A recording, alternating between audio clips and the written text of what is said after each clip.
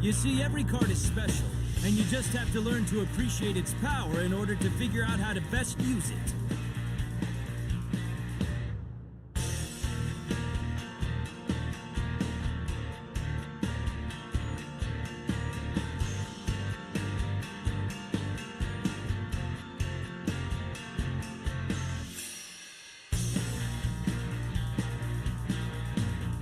Dual mode engaged. Autopilot standing by.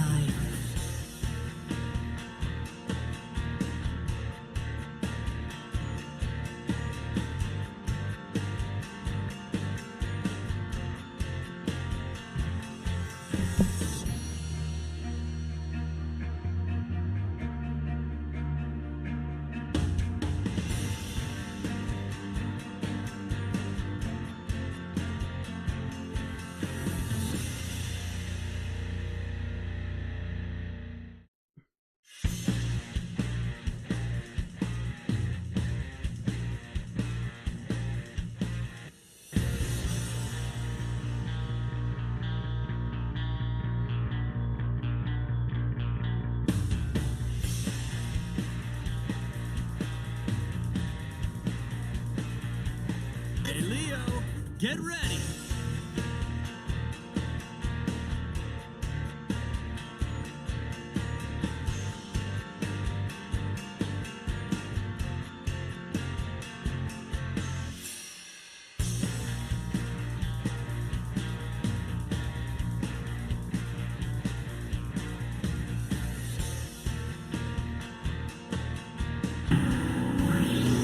Turbo Duelists. Countdown initiated. Ready, set, duel.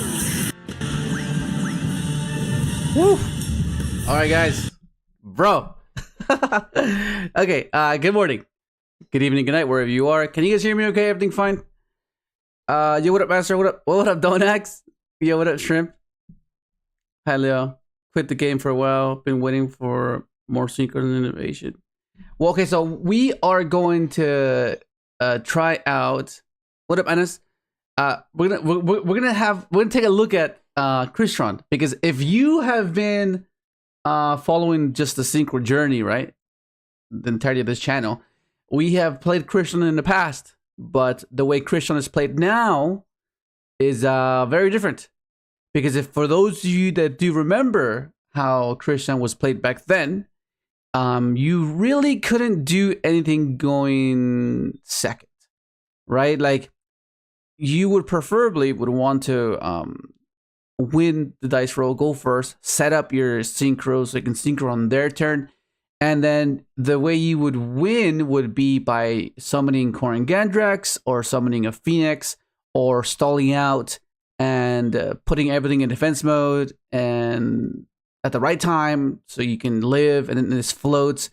It became a very like grindy deck, but like if you were going second, you couldn't really do anything. You could have possibly maybe, I don't know, like make a Black Rose, but then it'd be very difficult. You would need a very specific hand. You would need to like not use the effect of pops. So you can summon C3, then go for a 7, but then you would need the Black Rose to resolve. It was very. Yeah, it wasn't that great. But now, they kind of solve that issue with these cards.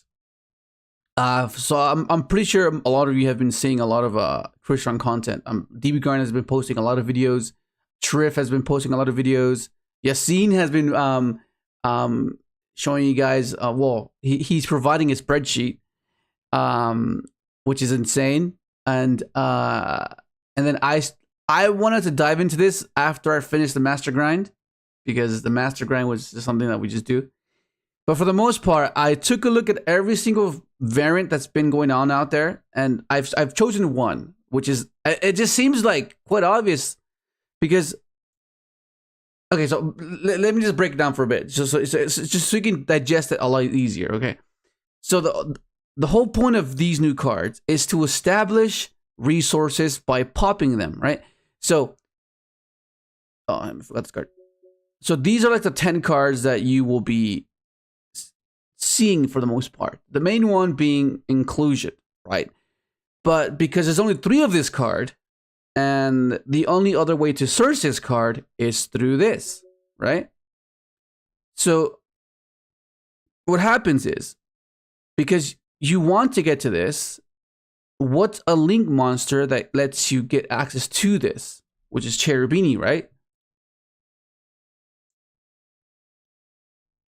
Right? Because I want you to like follow along so you can not be overwhelmed and be like, okay, I know exactly what this deck does, you know? Because I don't want to flood you with like a bunch of like, oh, what ifs? Like, no, just the basics of it, so you can grasp the concept, and then you can expand on it through your, I guess, innovation for whatever you might see. I can do this, I can do that, because there's a particular point where you can deviate and you can change your extra deck. You know how a speeder, right? Once you resolve speeder, it's like you can pivot into any extra deck you want, right? But it's pre-speeder where you kind of have to like follow a certain pattern, right?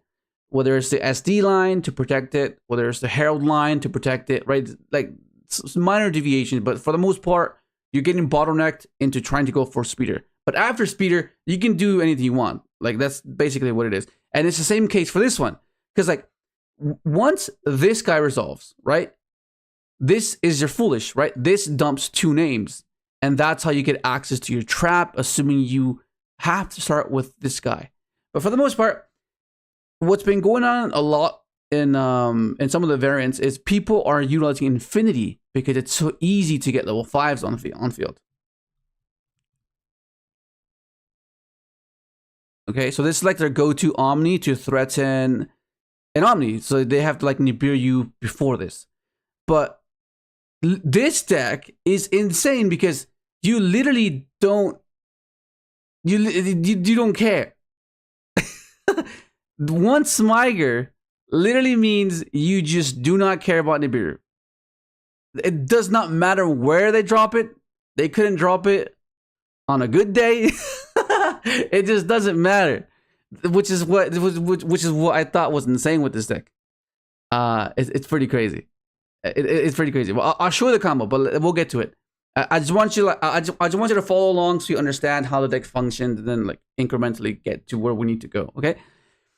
So, what up, Cookie? Yes. Clockwork Knight. Yes, we'll get to that. Okay. So the whole point of this, right, is get access to this because this gets you access to this, which this gets you the dump, which then allows you to get to this, which gives you a form of interaction based on how they interact with you, right? So for the most part, you're going to need let me just get these Crystron. You're going to need this guy. Okay. So for the most part, this one, the more I was testing it, I'm like, you don't really want to draw this. Like, you don't really want to draw this. You would rather see the spell. Because this requires you to pop a Crystron name to summon itself, right? I mean, it's cool in the sense that if you're playing cards like Droplet, or if you're playing cards like the Wanted engine to implement azamina cards, I guess it's fine because that means any name that you can normal summon can revive this guy and have the foolish. But like I've contemplated just playing at 1 because like you don't like, you would rather see this because it's an actual extender where you don't have to commit your summon to it to be able to summon it. You know what I mean? But the fact that it can dump is why it's like, okay, yeah, it's pretty significant, and why a lot of you have been seeing this card at 2, right? Because it came to I'm assuming they came to the same realization that like you don't really want to see this card, but you do want to like not play Elite. Like you still want to see it, you know. But for the most part, you want to get access to this through this because this is a 1-card combo, right? Yeah, but yeah. So that's basically the whole point. The whole point is to do this. Get to him. This dumps your names, right? This dumps the white and the purple. And then the white will typically search your trap. But if you start with him, meaning this has to search this, that means this cannot search the trap. Okay? So just be mindful of that. But for those of you that play Salad, it's going to be a very similar way to get to the trap. Because what happens then is you pivot into, instead of this dumping the white and the purple, this one dumps the TRYSTALLOS and the trap. And you know how Sunlight Wolf, you know how Gazelle and Sunlight Wolf work together? Gazelle dumps, Wolf adds back. It's the same thing. So what happens is oh, let me hop in, Nick. Hang on. Let me hop in. Hang on. What up, Raúl? Hola, Raúl. Hola, Leo. Saludos desde México. Usa aquí en Regles, funciona de maravilla. Sí, es algo que usaba antes también, pero estaba buscando por combos que no necesitabas utilizar a Regulus. Pero ahora te enseño. Espera un poquito. Espérame un poquito. Ok.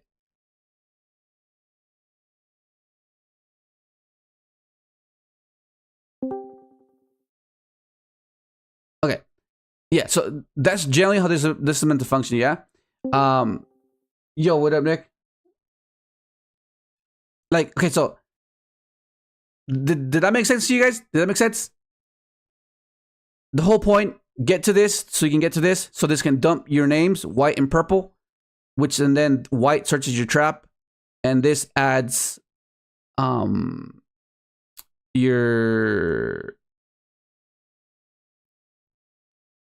yourself to then get into this, assuming you don't hard open this, right? Because if you don't open this, or you don't have access to this, then this gets you access to him, right? And of course, there's like niche things you can do where this can access any other Crystron name. But for the most part, it's either you open this, or you dump this, or you summon off of this, right? That's the whole point. Because you need to make sure that you add up the right levels. Yo, what up already? The speed, yeah. We're getting to that already. We're just trying to like gradually get to it so it can make sense. So it can be a cohesive, understandable list, right? So you understand, okay, this is why this is there, this is why this is this, right? Not just, okay, this is here because of this, yeah? But yeah, the whole point is to get to a 7, right? So a 2 and a 5. That's the whole point. And believe it or not everybody who just because this deck has one of the most broken link monsters ever doesn't mean people know what this deck does. Yeah. Yeah, it's pretty good. Like, Hawk is banned, but like, it's crazy. No, but yeah, so just keep that in mind. The whole point is to get a 5 and a 7. Ideally, it'd be these two, because these have, let's get your engine going, right? But because you want to increase consistency of this deck to get access to these guys, because like you don't really want to start with him, but if you do, then that's fine. Because it's still a combo. It's just that you're a bit more vulnerable to NIBIRU if you open with this, because if they time the NIBIRU properly, then you're kind of cooked. But for the most part, you want to start with this, right? So so there's many ways to get that, right? Because that's why you need a way to facilitate this guy. Like, how do you make this, right? There's a few ways, because a lot of people have been using this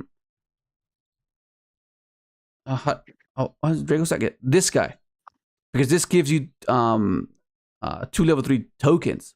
So that means you can implement the Castillo cards, right?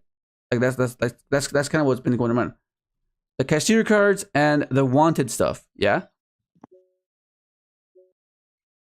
Because these two equal 7. I mean, equal rank 7, right? These two make a rank 7, make him. And they give you the 2 tokens that you need to make Cherubini, and then Cherubini will then dump your Smiger, and then that's how you get everything going. Because the whole point is to get to the spell, because the spell gets you to this, which means this can pop this, and then this is a revive, which is insane. In the graveyard. So that's generally how every combo initiates, like itself. Just getting to this, getting to him, dumping your white and your purple, right? And then yeah, that's basically the whole point of the primary line, how you start it. And the reason why you need to play other engines is because you want to increase consistency, right? You want to be able to have a lot of non-engine and enough engine. Oh, speeder. What am I thinking of, speeder?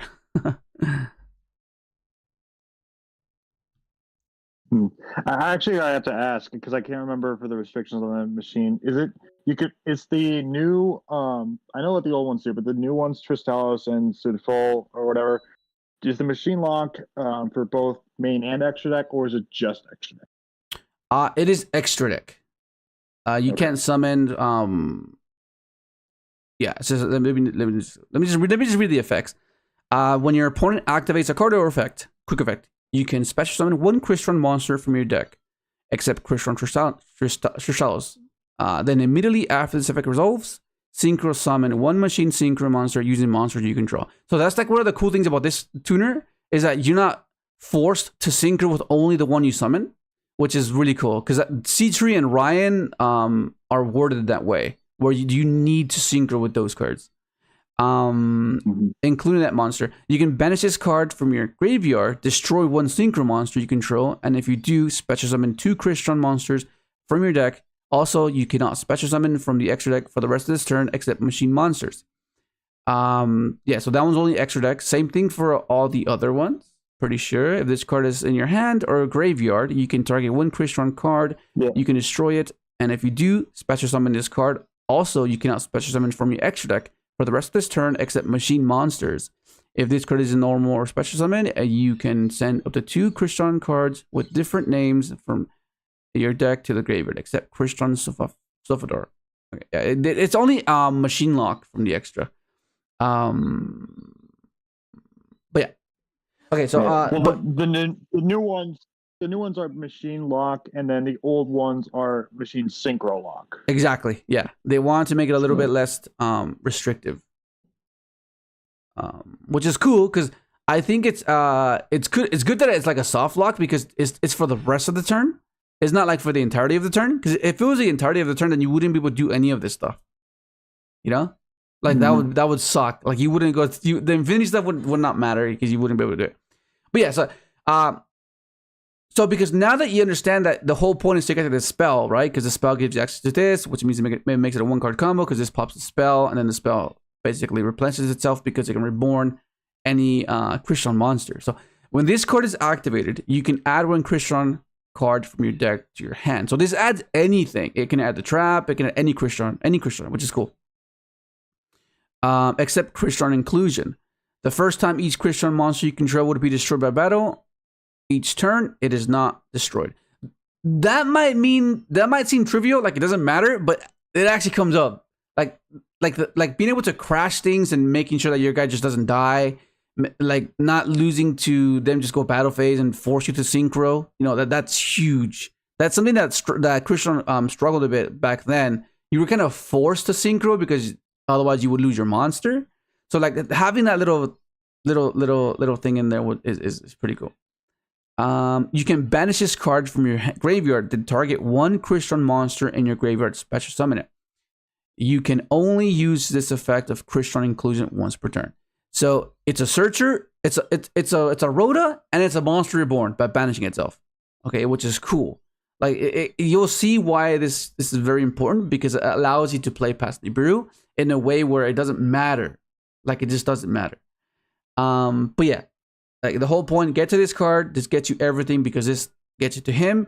This stumps you anything you want, right? Which is insane. And because you want to increase the consistency of getting access to these cards, you play Cherubini. So you need to find ways to make Cherubini, right?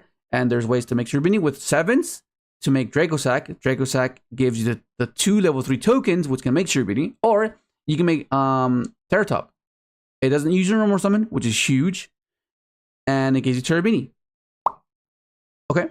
But it also makes if you're going first and your hand traps are dead, they can be used for material for it. Same way as how MX Saber Invoker was using Goki back in Goki format. Yeah, exactly. Yeah. Okay. But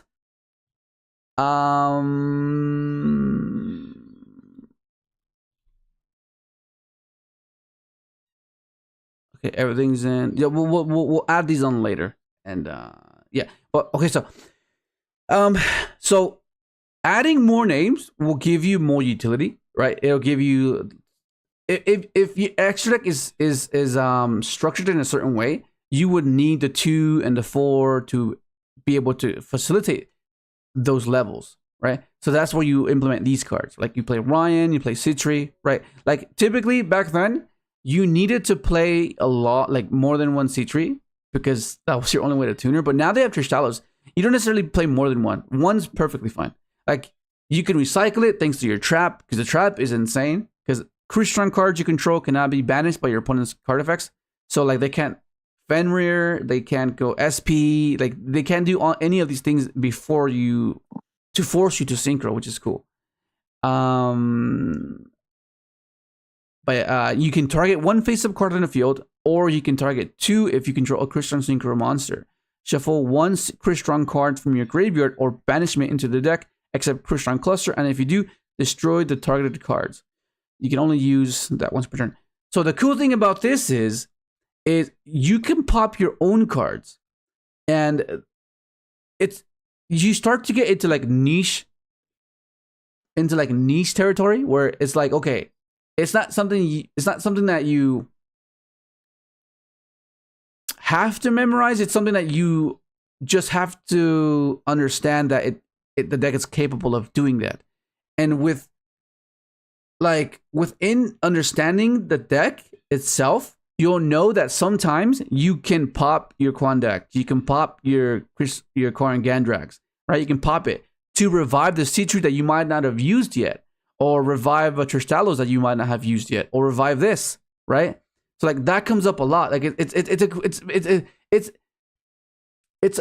a line that you can do to catch people off guard because they're unaware that it's capable of doing that, you know. But once they see the deck a lot more often, and once it becomes more prevalent, they'll catch on. But for the most part, it's an obscurity that I really like. I was like, oh, you pop your own card, why? And then you just float. It's like, oh, that's why, okay. And then you can like float into your this, and then Synchron there. Like it's just crazy. But it's a bit odd because the more you play it, the more you try to structure your extra, you feel the same struggle of having to fit everything you want, right? Because utility is huge in this deck, but you're kind of bound by a limited card pool, right? With machine synchros. So like even if you wanted to have all these cool things, you're kind of restricted because you're just bound by machine synchros. Like if you weren't bound, oh my god, this deck would be so freaking insane. Like it would be crazy if you didn't have that luck. But unfortunately we do. But I guess we don't mind synchro summoning, which is fine. Yeah. And one thing I'll say too about the trap, the banish effect I think is going to be a lot more relevant than people take at first glance, because it means that you can't banish with Fenrir from your opponent can't banish you with Fenrir. You can't get banished by SP Little Knight. You can't get evenly matched. And then on top of that, like it's the trap itself too. It doesn't say other than this card. It means that trap can't get Cosmic Cyclone. Yeah. So. Yeah, exactly. It's just so cool. But yeah. Okay, so now that we covered that, right? You have an understanding. Get to the spell. Get to the guy that dumps. Get to this to get to your trap, right? And then after that's resolved, after you've resolved all of that, you can structure your extra deck however you see fit, right? But for the most part, let me just show you the replay, because I already have a deck pre-built. I just wanted to like show you guys that, but let me show you just the way you play around Nibiru, because it's pretty crazy. But where is it? Let me get the one card combo. Where is it?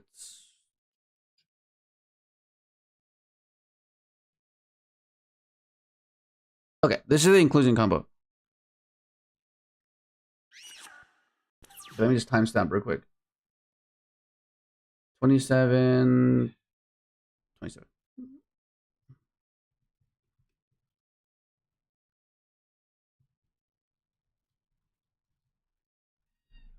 Oh, let me put some freaking I'll put this one.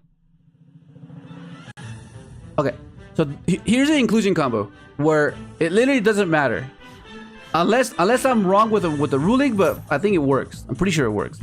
So this is like your basic one card combo. Okay, Inclusin. Remember, this guy dumps two names, your purple and your Soulfafnir, right?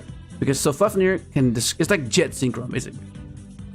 You discard any Crystron card, summon itself from hand or grave. Well, it's more like Bone Archfiend, I guess, because it summons itself from hand as well. Yeah, it's like Bone Archfiend. So you discard any Crystron card, summon itself, and then upon summon, it has to pop something on the field. Typically, you pop itself. But the reason you said purple is because purple then gets you the card to discard for Sofafnir, right? And this card, Smiger, will search you Inclusin, or it'll search you any other spell trap. CRYSTRON spell trap. Okay? So that's important. So pitch it. It'll pop itself. When it's destroyed, you can summon a CRYSTRON card from your deck. So that's how you get access to TRYSTALLOS, right? And now you have your 5 and 7, which will make you your this guy, right? Because this guy is the one that adds you back anything, which is pretty cool. All right, so then we go into this, we search our trap. So no matter what, no matter what happens, we have one interaction. So any extra, like let's say they stopped you. Let's say they wasted 2 interact. Oh shit, let's say they wasted 2. Let's say, I'm just excited. Let's say they interact with you with 2 cards. You're already plus, right? Because obviously their minus is gonna be with Ash, Valor, or something along those lines, right? But at the very least, you're gonna get a trap. So you're just ahead right now, based on just a card economy. Okay. So then now, you synchro into your. This name always gives me like Skeletus, LS Skeletus. Okay. What this one does, it adds back any CRYSTRON card from your banish zone or your graveyard, which is one of the ways you would get your trap, assuming you have to use Smiger to search your spell, right?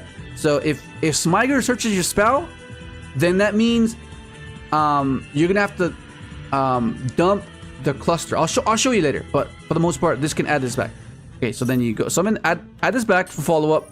You then use TRYSTALLOS effect to pop the synchro to summon 2 names from. So basically, this one dumps 2, this one summons 2. Basically, just remember that. This one dumps 2, this one summons 2. Okay, just keep it in mind. And then when the synchro is popped, you can special summon a CRYSTRON name. Okay, so once you're here, NIBIRU literally does not matter.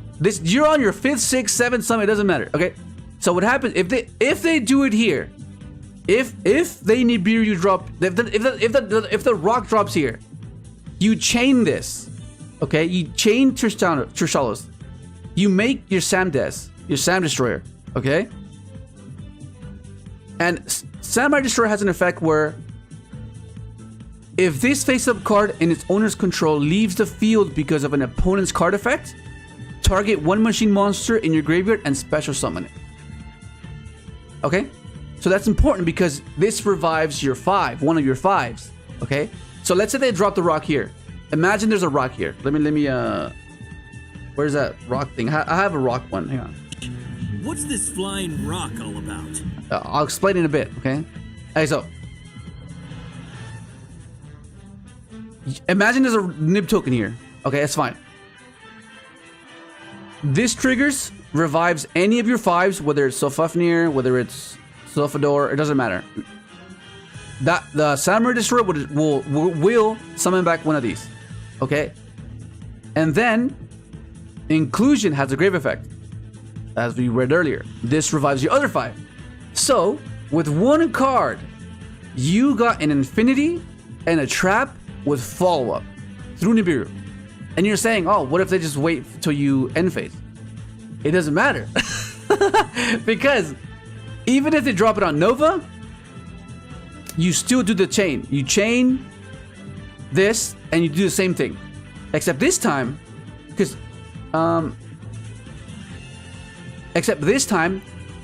the Samurai Destroyer will revive the Nova.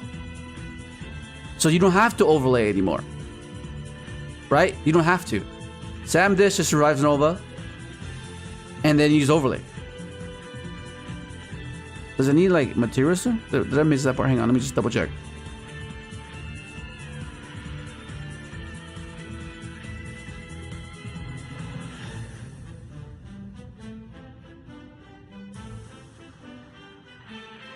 Wait, this reborn is... Can this reborn infinity now that I'm thinking about it? That'd be crazy if you could do that, because that adds even more things to it. That's wild. Yeah, pretty sure this can reborn in Nova, right? Pretty sure. Anyways. So, once again, like any other combo deck, they would need to have Imperm Nib. And even then, at the very least, you still have Inclusion. Like, let's say they wait to the end of main, right? Let's say they wait end of main. You have your TRYSTALLOS, you have Infinity. They go Nib, you negate, they go Veiler. Okay, it's fine. Drop Rock, that's fine. You still have follow-up, you still have your trap, and you still have reborn. So at the very least, you have a spell trap negate within Dragster, and you have a pop. So all of the combos that deviate from this will be dependent on how your extra deck is structured, right? Because from here you can structure your extra deck however you want. But this is like the most basic combo that you have to implement to every variant.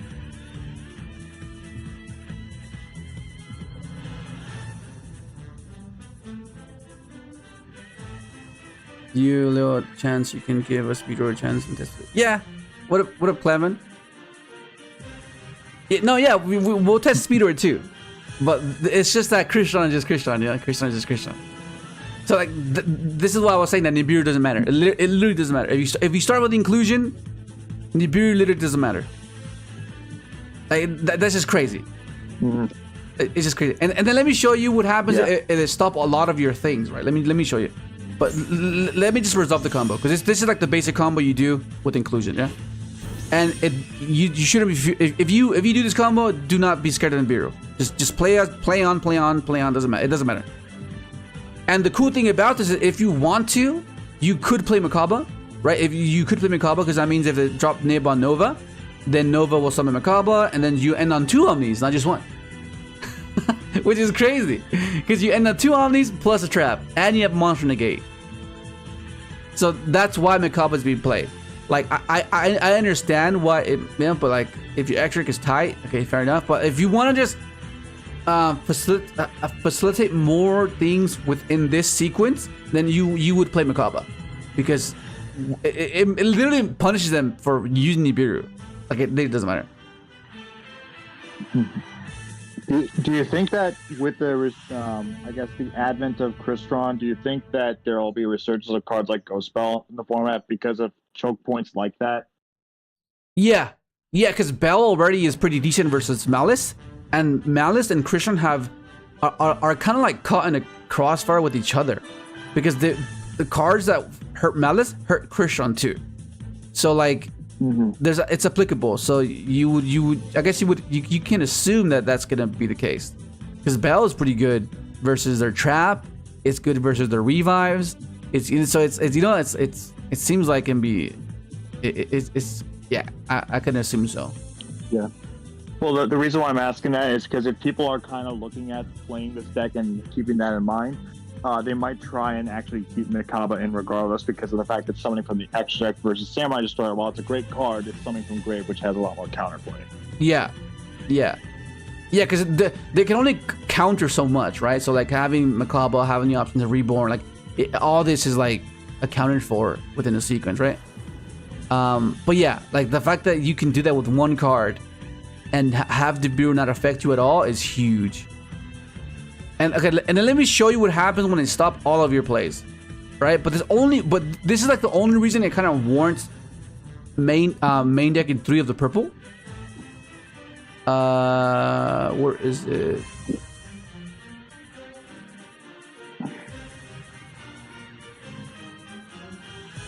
It would either be 3 purple or playing Ryan to recycle the purple.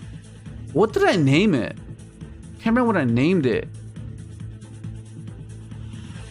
Hang on, just bear with me. Just gotta find that damn.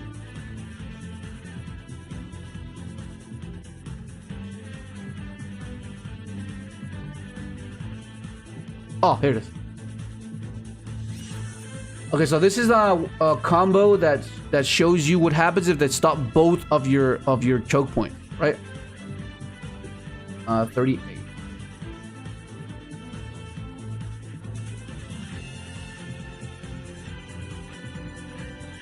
Okay, so this is like the main one of the main concerns, right? Whether they stop your main guys. Okay, so like let's say you have the most, I guess, typical hand, right? Access to inclusion, access to Fafnir. That's why this is maxed. Okay, so let's say you go for this. They ask you there. Okay, fine. Then they get punished because if you hard open this and it doesn't matter, right? But let's say they wait. Let's say they wait. You go for Sofador. They imprint you here. Okay, now you don't dump. Okay, now the extension here. Okay, now this is another point of interaction where they can ask you, right? So they ask you there. You don't get to float. But then now, since you started with Thicevern, that gets you to your TRYSTALLOS because you haven't normal summoned yet. So like if this place passed 2 hand traps, right? And then you normal summon and you do your regular combo. That's through 2 hand traps, right? It's a 3-card combo, yeah, but it's to be expected, right? Because your whole deck is going to be able to do this. And you do the same thing. You do the same thing. It plays to the NIBIRU the same way. Like if they imprimed you, if they asked you, if they NIBIRU, it doesn't matter. With this 3-card variation, it doesn't matter. That's just crazy. That's just crazy. The only issue here is that you won't have your trap. That's the only issue. Because you didn't have access to your smiger. That's the only difference. You have your board, you just won't have a trap. Which is crazy. Yeah? So you have an Omni and you have a Spell Trap Negate. Through 3 hand traps. Because you still have Inclusion. Right. Like, you haven't even used Inclusion yet. So this is there as a contingency. In case they do NIBIRU or they do try to do something, then you can revive. Which is wild. I just think that's crazy. And then let me show you the Smiger combo. The Smiger combo is like the basic one. You just have to know.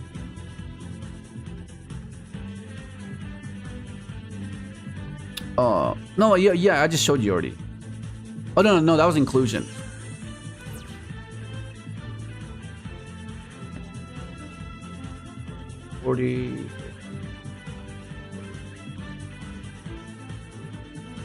Okay, so this is the Smiger combo.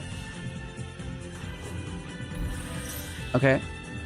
So this is what I was referring to, that if Smiger searches your Inclusion, then your Synchro has to pivot and add the trap. So think of Salad. Because, you see. This is Gazelle.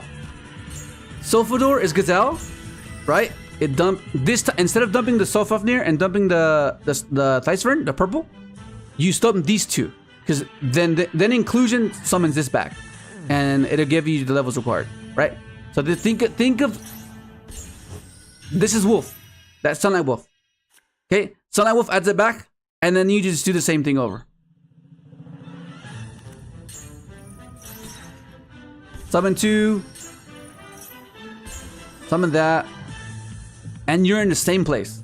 The only difference though is that this one doesn't really play to NIBIRU as good because you've used your Inclusion, so it kind of matters when they drop the nib.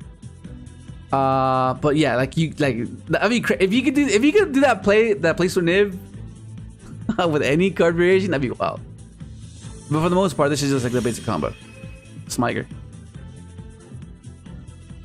Even with this though, you can still trigger and summon Samurai Destroyer, and then after Samurai Destroyer, just summon back the TRYSTALLOS for next turn to make a dragster. But yeah, exactly.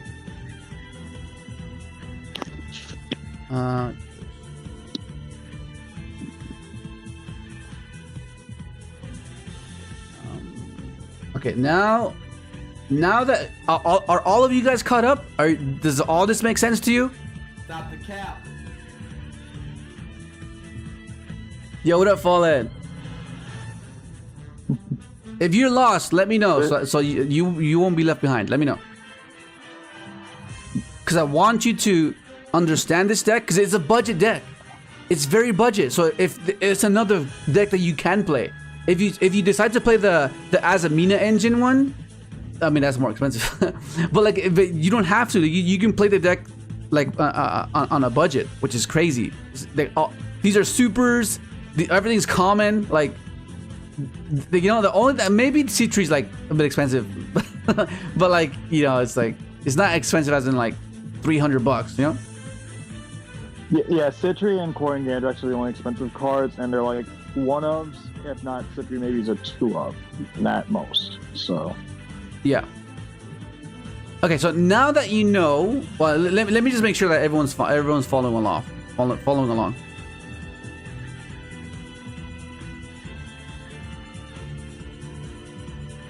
Just give a thumbs up, please. Just give a thumbs up so I can move on. I don't want to leave and then you not know exactly what's happening.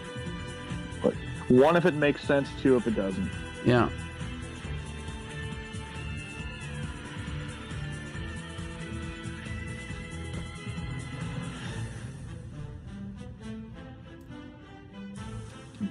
The cool thing with the Mega Phantom Beast that you can use, if you're playing both the Adventure Package and the Cashier cards, then you can pair them together with either Griffin or a Legal Knight to make it work. Yeah.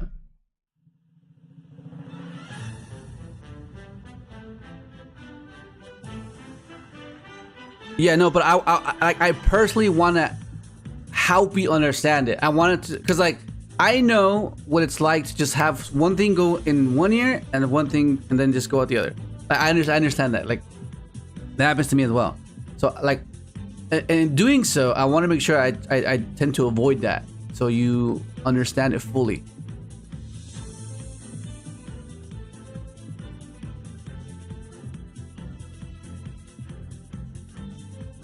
Because it's Friday, mind you, it's Friday. I started earlier today, which means I can maybe go a little later, but for the most part,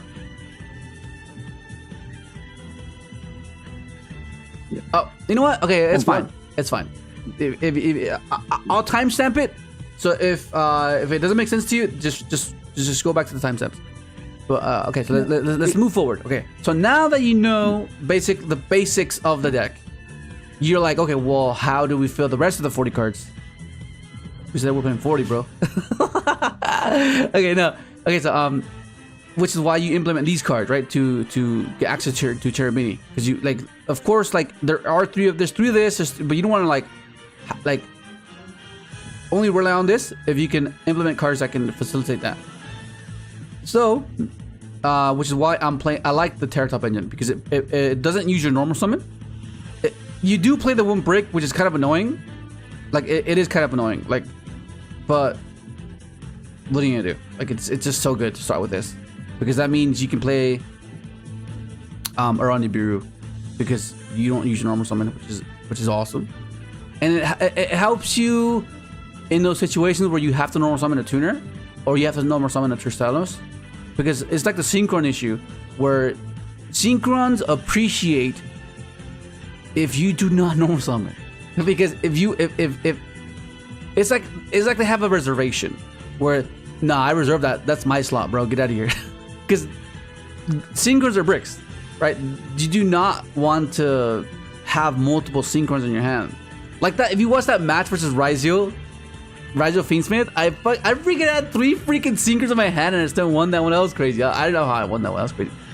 But it's the same thing. So you want to be able to reserve your normal summon in case you want to normal summon your TRYSTALLOS, assuming they ashed you here or they stopped him from dumping. You know what I mean? So like it punishes them from interacting there, and then you hard opening this anyways. You know, which is what this does too. Like if this doesn't get you access to this through this, and get you access to him, then that means you just search this anyways. You know. But yeah, this gets you Cherubini. And because you saw how predictable the deck is, right? You saw how predictable the deck is, and depending if you open it with the purple, you'll be able to push past it, yeah? as you saw just there. But for the most part, you want to implement obscurities, right? Because that's how you capitalize, making them miss, making them interact at the wrong time, right? To ensure that whatever it is you're intending to resolve. Which then led me to play adventure. Because adventure means that the moment I get access to Teratop can be either an Omni or it can be engine. And that's insane to me. Like that just seems like, wow. That seems too good to not play. Like, why would you not? Right? And the cool thing about this is, because you don't want to waste your normal summon,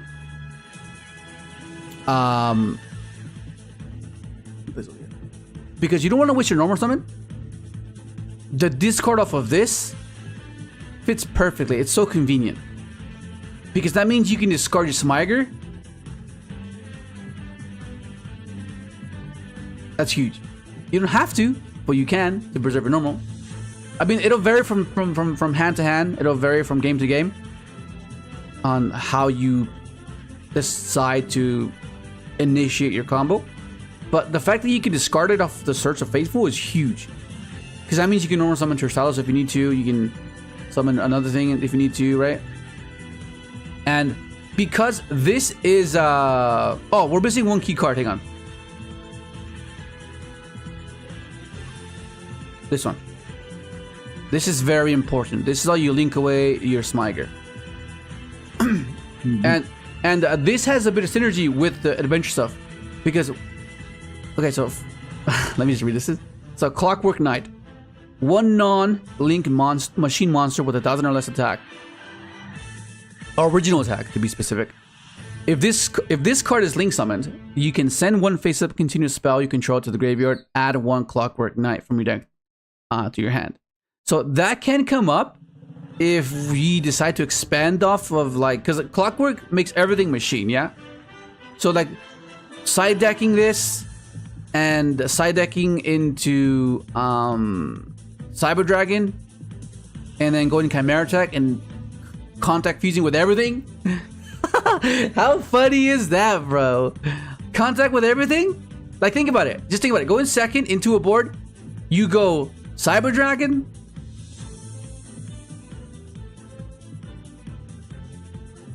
You go Special Cyber Dragon. They're like, fine. Okay. All right. Summon Smiger. Go into this guy. Okay.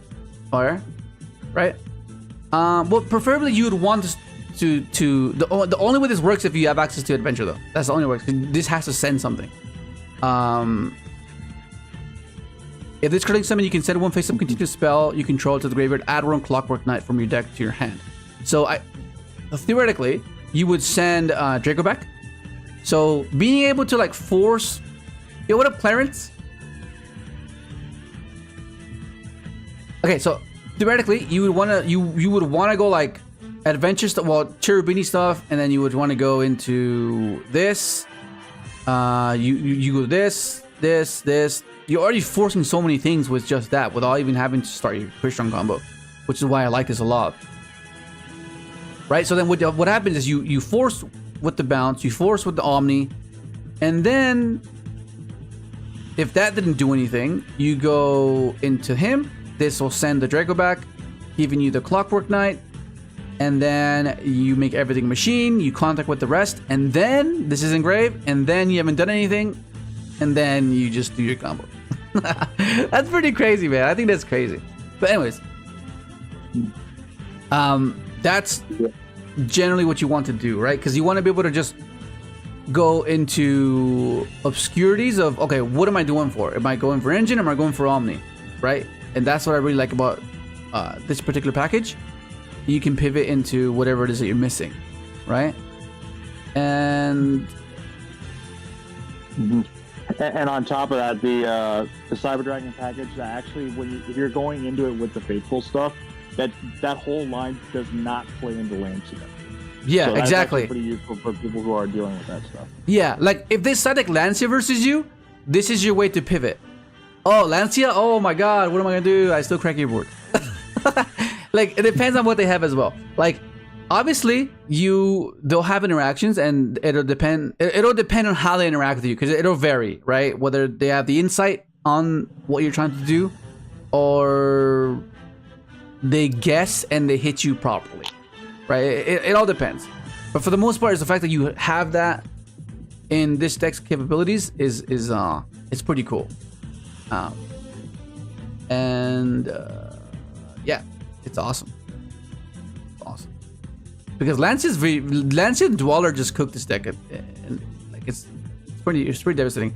So the fact that you can have the option to go into this Clockwork Knight, this, contact with his entire board. That's funny, and it'll be better because you have so much non-engine room, right? You have room for so much non-engine. Because at the moment, with the current list that I was trying out, I'm on 50. Because I feel like the deck is consistent enough to allow that. Because you want to be able to have a bunch of non-engines to simplify, right? Because this deck has a lot of recurability, a lot of grave setup. So all you need to do is just stop them. And like, if they stop you, just stop them. Just stop them any way you can. Because everything's already loaded in the graveyard. And then you just try to do it again the following turn. Right? But yeah, so that's basically the main core of the deck of Adventure Crystron, basically. And just based off that, that's insane. That's just insane, just based off that.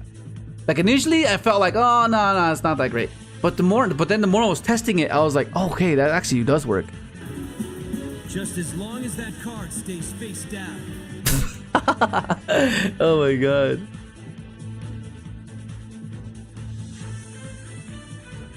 Yeah. 30 core and 29 engine, yeah. Yeah. But like, of course, you play Foolish as well. You play Foolish.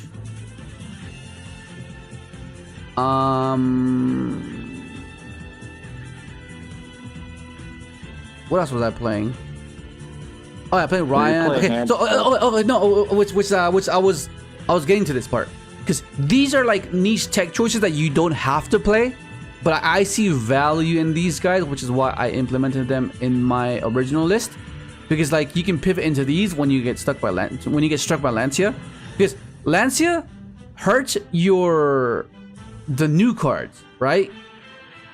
But the older cards, like the OG cards, don't really lose to Lancea, because the way they function is by destroying cards on field and summoning a tuner, right? So like, Lancea is not that crazy in the sense that it keeps you completely helpless. Like, if your only way to play is by dumping and searching, then yeah, fair enough. You kind of get cooked. But like, you can pivot if you hard open like the Dice Burn and the Turtle. Yeah. The Turtle. And there's some applications with for Rosenix as well. Because of the level and the way I wanted to implement the old strategy of Crystron. Why does this guy keep leaving? Because if you watch Crystron back then, you remember that we would like Black Rose on their turn, we would Trishula on their turn. Like, this was like the bad Trish back then. Like, this would be considered the bad Trish. Like, now it's better now because of how efficient you can do it. But like, back then, this was considered the bad Trish. I was like, oh, okay, it's like Trish but bad. But like, within Crystron was amazing, but like, it wasn't generic, which is why it was called bad Trish. But for the most part, that's how you would function with Crystron back then. You would set up a Black Rose line and a Trish line, and then hopefully that was impactful enough to just like gradually take control of the game, because you would have like a Thiceford in graveyard, you would have a Smiger in grave, you would have Sofufnir in grave, because back then this card was very important back then as well. And this is another tech card that you can play, or it's basically a reborn. Target one of your banished Crystron monsters, special summon it, and if you do, if your opponent controls any face-up monsters, change your defense to 0. So like, the reason why this was good is because it paired well with this guy, Crystron Amatrix. So Amatrix puts everything to defense, and this guy makes all their defense 0. But links can't be turned to defense, so that's why it's kind of like, But what I like about this is the fact that it has the graveyard protection. That's what I would primarily want to use it for. As before, it was more of a setup. It allowed you to reborn a banished Viceburn that you banished to search, to get the appropriate levels, to get to the Trish, to get to the Black Rose type of thing. But now it's like you don't have to max this out. Back then I was maxing this out because it was just insane. It just gave your deck so much grind. You know, it gave it so much grind. But the graveyard effect. During either player's turn, except the turn this card was sent to the graveyard, when a card or effect is activated that targets a Crystron monster you control, you can banish this card from your graveyard, negate that effect. So it protects from targeting basically. So like if they try to like if you don't have access to cluster and they try to banish yourself with SP, or they try to like Veiler you, Imperm you, Mourner you, or something, you just negate it with this. It's a searchable engine card, which is cool. You don't have to play this. This is just an obscurity that I like to implement, and I see value in it, you know. But if you want to refine it, you don't have to include this. Like, it's not something is essential to the deck. It's just something I just like to add. And then Ryan, right? Ryan. You need Ryan because it's another tuner that you can summon off of these guys. It's a level 3. It helps you go into some obscure setups to match with your levels, because sometimes you don't have the appropriate levels. And just being able to just have these two, and then synchro what I just mentioned, the Black Rose, because like nuking yourself is not an issue. Everything is already loaded in the graveyard, and all you gotta do is just time that Black Rose properly and back it up with like a hand trap post nuke, so be enough to get you by to the next turn. Because fundamentally, that's the name of the game, right? Ensuring that the game prolongs itself so you can capitalize and eventually win. Doesn't matter how you do it, that's the point. Buy yourself another turn. If you buy yourself another turn, you have a chance to make a comeback. That's fundamental Yu-Gi-Oh right there. Right there. That's what it is, right? And this deck being capable of doing like a nuke on their turn is huge. Like what other deck does a nuke apart from Zeus on the opponent's turn? Can't think of any.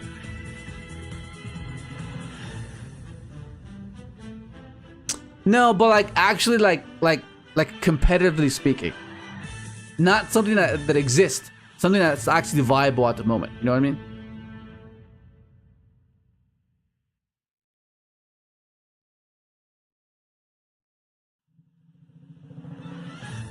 But I can't think of any. That they become relevant in the future. Okay. If heroes become relevant again, maybe, but that's only if they do like Ab Zero, Mass Zero Acid stuff. Yeah.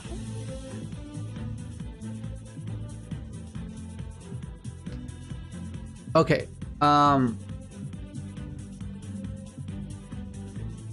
yeah, Supernova's one. Yeah, Supernova's one. Yeah.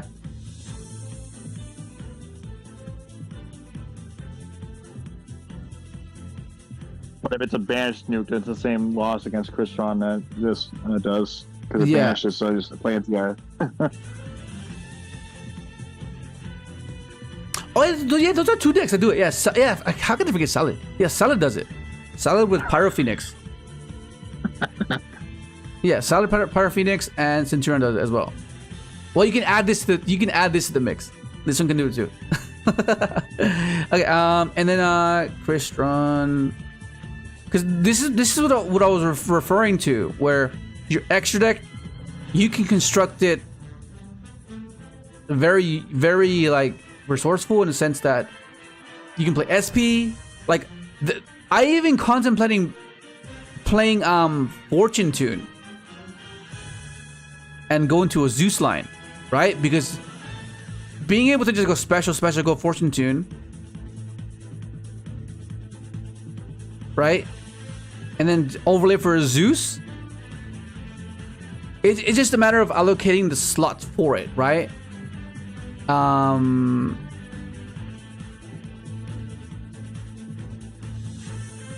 Hot Red, level 12 in Synchron, yeah.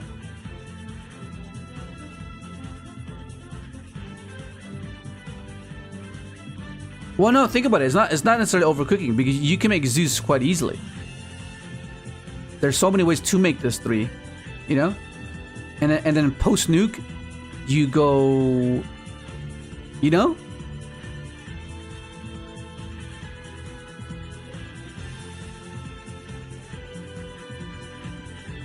Yeah, we were talking about that earlier when I was showing you guys the combo.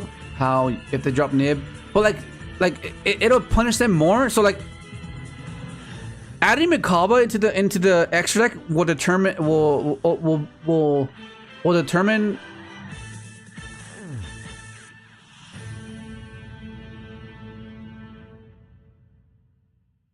will depend if we have enough space. Because like already, what else are we missing? What else am I missing from this dem extra?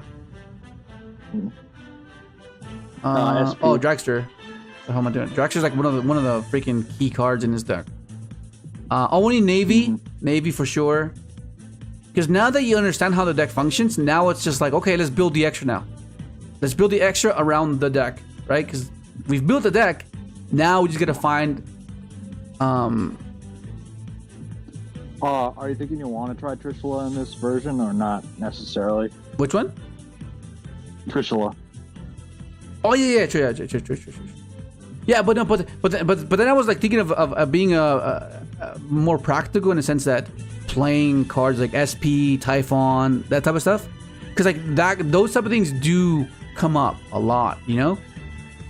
Well, SP for sure, because SP you can play with like the Adventure Engine and Terratop first, and then let's say you go to your Crystron combo with Swolfepnir, if they try to Imperm or Veil you tag them both out and you sleep it up. Yeah.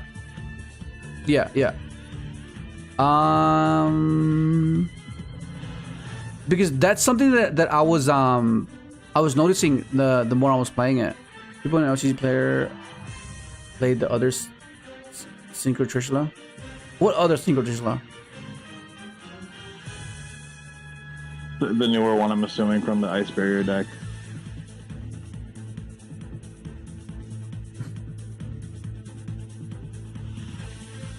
Trishula 0? Mermail Trishula? What does Mermail Trishula? What does it even do? 1 tuner plus 2 non-tuners. Okay. So basically Trish materials. When this card is synchro summoned, you can banish up to 3 cards your opponent controls. If this synchro summon card in its owner's control is destroyed by an opponent's card, you can special summon 1 Trishula Dragonair as barrier from the extra deck. Its attack becomes 33, then half the attack of any face-up monsters your opponent controls. Also negate their effects. Okay, that's pretty cool. But the reason why I like Trish is because it hits the grave, the field, and the hand. So like, if you time it properly, and it's like mid-sequence, it can be devastating. Because first and foremost, most lists that I've seen are not playing Trish. I'm not sure it's because they didn't play Crystron back then. Most likely it's gonna be because of that, because no one was playing Crystron back then. But the fact that you're capable of doing this is what I like about this.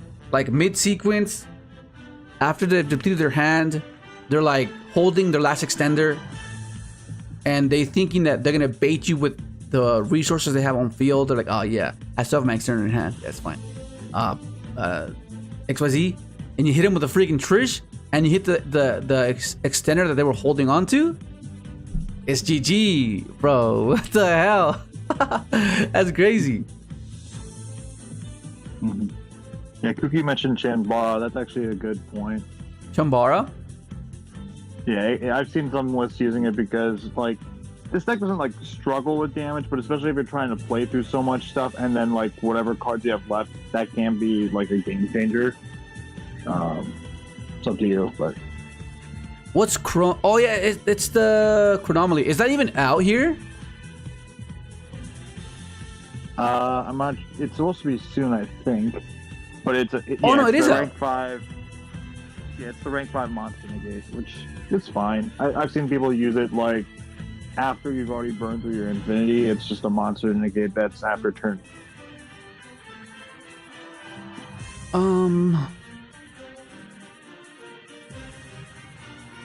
Yeah, I guess I can see it. I guess I could see it, I guess. So it's basically playing off of the same... So basically, it's repetition, right? Just basically doing this thing again. Right? Doing the... Which is why I think people are considering... But I feel like one was fine, though. I feel like one was fine, because you can recycle it with the trap anyways.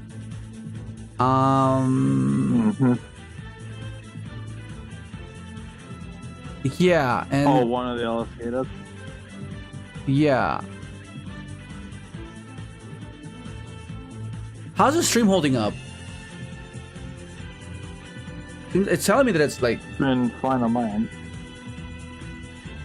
It's telling me that it's like... struggling for some reason.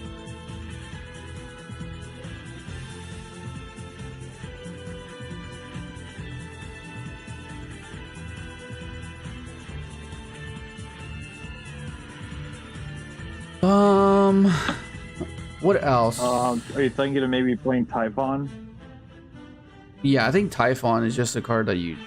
I've grown really fond of this card a lot. Like, it just seems like towards the end, you just... Okay, Typhon. Like, SP into Typhon is huge.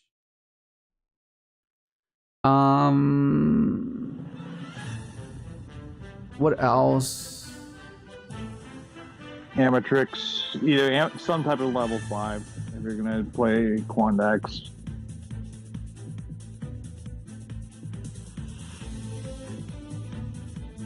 It really just depends on like what type of back row move you're playing. If you're playing Phoenix, then you're gonna need to have Amatrix in order to go into the... Yeah, see, that's one of the things I was struggling with, like knowing what to extract, what I wanted the extract to be, because I need to like play test to get a practical sense of the deck.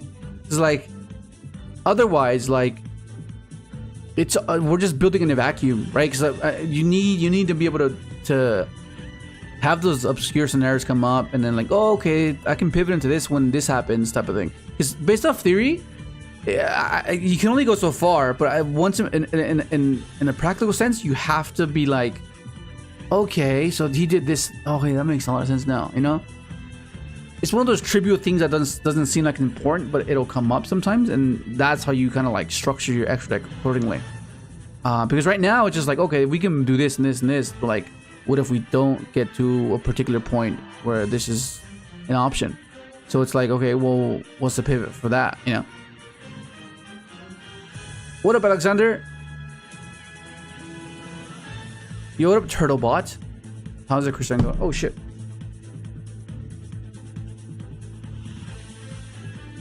Attack having liking his Legadia gives another option to dodge imperm if you draw C3, protect the main deck Crystron, and it's a pop list. But what do you mean? What are you reviving?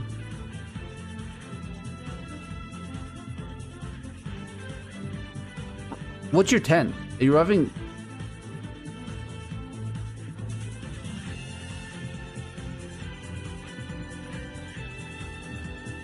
Like, God is a 12, yeah? How are you making... Wait, what do you mean how? How you... What's your 10?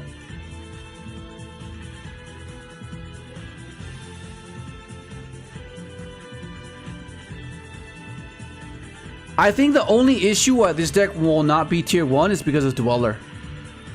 Dweller and Lancea. But then you can make the same argument about Malice. Yeah, but the issue with the difference with Malice is that they, well, I guess. I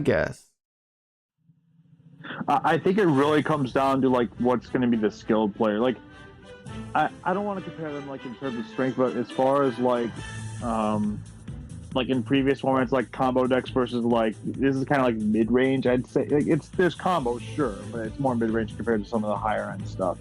I would compare this more to like Sky Striker in the sense that it's going to take a very skilled player in order to go up against the more aggressive combo decks that are out there.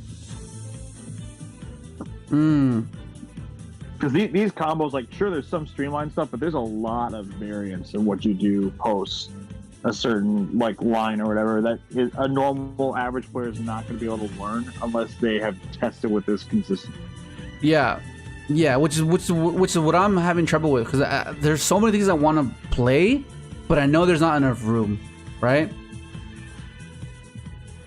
But like this is like the bare minimum of, I feel like this is like, okay, this is a kind of essential type of thing. Because I have 3 slots open. That's like, we already burned through these slots. Like if I want to play the Macabre, yeah, because that means that I wouldn't have to sequence out so much more if we're going up against a Nibiru. Like if they drop the Nibiru on Nova, then it literally doesn't matter. Like even if we don't have Macabre, but just the fact that we have Macabre allows us to end on double Omni with the trap. So the game could end there, no? Like 2 Omnis, and that's off of 1 card, assuming we have everything in row. How's this? Right. Do you see yourself? Do you see trying out Clockwork Genius and maybe using a search target that you could do off of it, or do you think it's not a decent I was trying that first as well. I was even trying the Infinitrack thing. I was trying out this as well. I was trying out these 2. Because you search Regulus. Yeah, because if 2 monsters are summoned to its zone at the same simultaneously, you can search a machine, a level 5 or higher machine, yeah. And you know how you summon off of CRYSTRON? Mm-hmm. You summon 2 to its zone, and then you search Regulus that way. I mean, you can. I mean, you're always gonna have a machine. So like, Regulus will almost always be live, theoretically, right? Like it'll almost always be live. I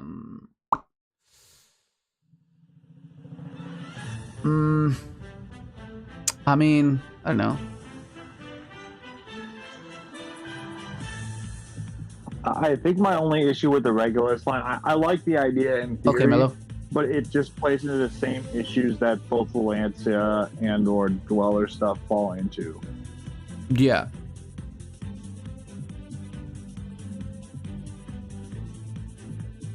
I'm just trying to think. Because, like, Phoenix is cool, but, like, what matchup are we actually going to use him in, right? Like, what... You know, like, what matchup are we... If anything, maybe keep it as, like, a side deck option at most. Because, like, even I've been testing... Like, I've been back and forth on if I would play, like, for a back row matchup. Do I play going for the more synchro route with, like, Crystron Quandax and Phoenix? Or do I play more of like a topologic route where I'm playing like topologic Bomber Dragon or Crispina after linking away IP Masquerade and SP? Yeah. Those are very niche. Yeah, because let me show what I mean by when you have like, when you don't go the Infinity route, right? So I'm assuming tactics will be like a thing we have to play. And once we get rid of like Nib, then we can just end on a different type of end board. It won't be the Omni board, but it'll be a versatile board with spot removal, spawn trap negation type of thing. So like, for example, let's see. Let me just put these 2 in. so you understand what I mean.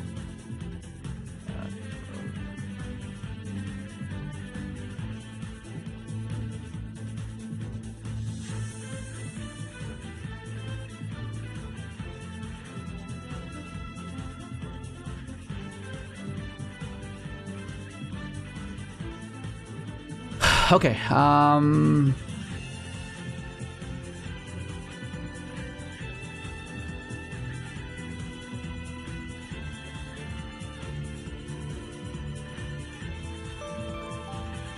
okay, so this is the combo I just showed you, but not doing the infinity route.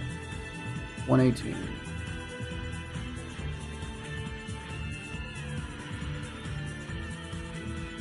Okay, so let's say we go for this. This gives you this guy.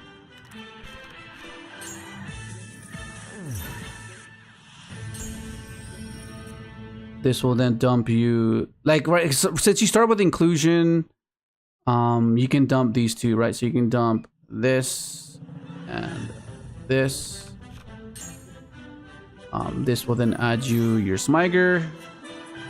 To then pitch for the Sofafnir, right? Which then gives you access to your TRYSTALLOS. So we already passed the first hurdle, which is getting to Sofador resolving, right? Then go here, and then we just get our trap. So no matter what, we'll already have an interaction, no matter what, which is cool. Okay, now we go into our synchro, and this can add literally anything, but let's just get this for follow-up. And then now we go effective this. Remember, that one summons 2, Sofador dumps 2.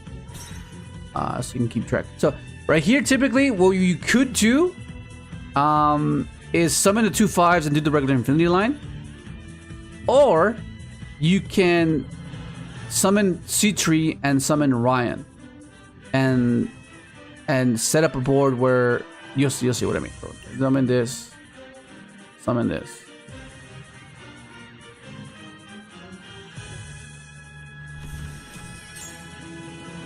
and then this will summon whatever it is that you're trying to set up, right?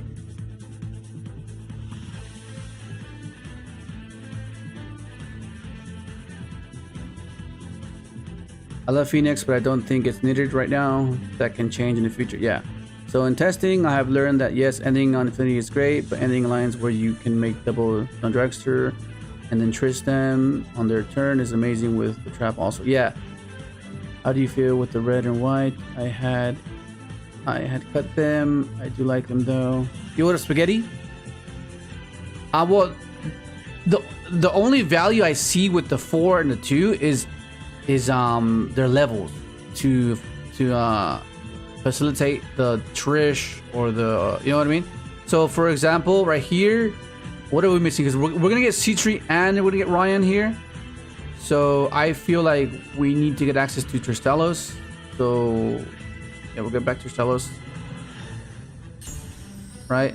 And then we can summon this, pop this to get, or I can this pop this. No, but then I need to pop both. So I can reborn as well. So I think this 4 has to stay on field. I'm pretty sure this 4 stay on field, so I can summon that.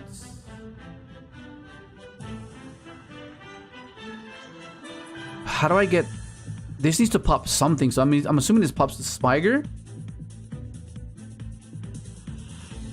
But then how does that work though? Because then this needs to pop something. Oh, I think I know. Okay, yeah, we'll do this. This is off 1 card, okay? So just be mindful of that. Okay, so we do this. This will pop smiger. Summon this. And then this will pop itself. Summoning this. Right? So now you're here, right? So we're not doing the infinity route, but it's a lot more versatile in the sense that they just don't have to, oh, it's an OMNI, right? like there's more interactions here than there is with the other one. Well, I guess an equal amount. It's just that one of them's more linear, right? One of them was just Omni, Spot Replicate, and Pop. Whereas this is more spot removal, right? So they're different in the way they interact. Like, let's say if there's a deck that has so much gas that you feel like they can play past your Omni and your Spot Replicate, then you go this route, because that means that you're not bound by using that Omni negate at a particular point. You let the sequence unravel, let them play on, and then once you see that it's the best moment to spot removal, then you Black Rose Nuke, then you Trish, then you Korean Gandrax, right? On top of having this, but the only issue with that is that you're not insulated. So like if they have like, I don't know, like evenly matched or something like, I don't know, it can be quite devastating.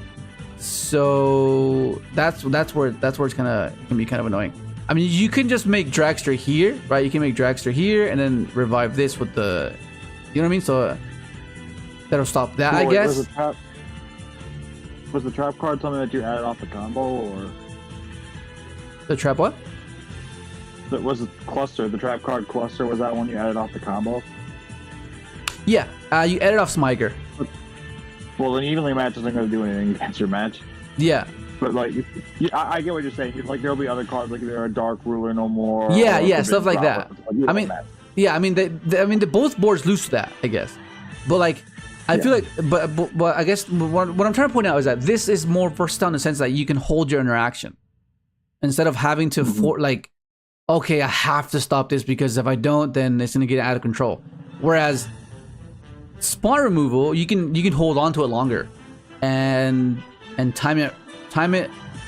You can time it later in the sequence, right? Because you can be like, oh, okay, I know where this is going, and I know this is important, and I know that they can't extend after this, so I'll go Trish now.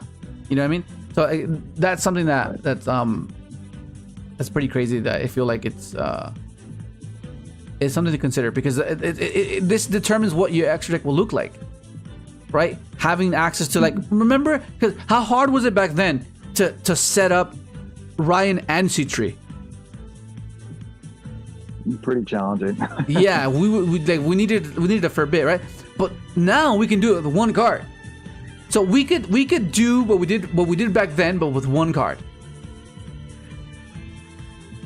That's crazy. Yeah, and now the biggest issue is, aside from of course the hand trap like Lancea or Dweller, is if, let's say, we build our board, I'd say we're more concerned about a board breaker breaking what we have rather than the hand traps that we have to face, aside from Lancea. Yeah. And like obviously we have the Crystron cluster trap, which that's a decent disruption, but that alone's not going to stop an opponent's entire turn. So like, we come down to like, what hand traps are we playing? If we wanted to have that be a case, or is there a way we can find a decent enough counter to what your opponent is? And that, now, granted, it could be something like Gravity Collapse that you've been playing in other Synchron variants. Yeah, Gravity Collapse in this deck will be a turn skip, right? But then I think the issue is, not the issue, but like I think what we have to figure out an OTK line, like a consistent primary OTK line following turn. Like if we stop them, we need to make sure that, okay, what if our board's cleared and our grave is the way it is? Can we OTK? Right? That's kind of what we have to decide. Okay, is that even possible? Which is what Chimbaro is used for, right? Mm-hmm. Yeah. Well, I know Yasin did actually post a combo video like 3 days ago about like a line that can be an OTK line. It is using Chambara. But yeah. It's like, I think it's Chambara into like Status or something like that. It's something like that. Yeah. Okay, so let's try to solve this right here, because let's say we pass on this. We have access to Quandax. Right, we have access to Quandax.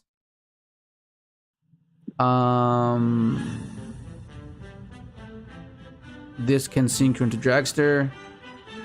That's our nuke. At which point Okay, let's say we do it. We still have the Inclusion reborn. So we can go drag straight here. Inclusion revive Ryan, so we still have our setup. Actually,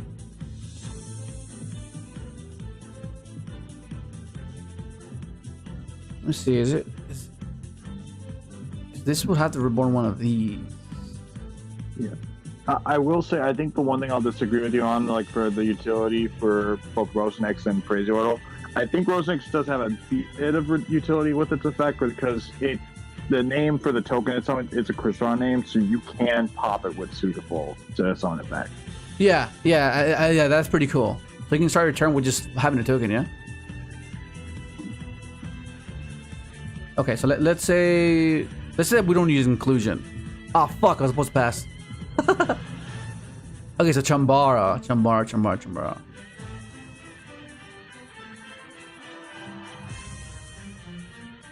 I don't even know what my Chambara is. I knew I had one, but I just can't remember what it was. It's not hard to find. Yeah, it's got to reprinted, right? Oh, it's been reprinted to hell. It's like a common, I think, in like the Speedboard box. Yeah, because I think I remember. Hang on.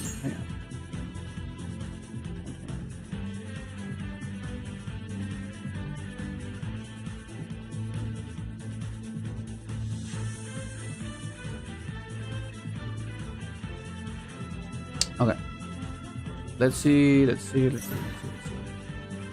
the optimal line to play around Nibiru, right, is going for the Infinity line. It just seems like the optimal route because it doesn't matter where they drop it. Like, it literally doesn't matter. So now we go send our yellow and our purple.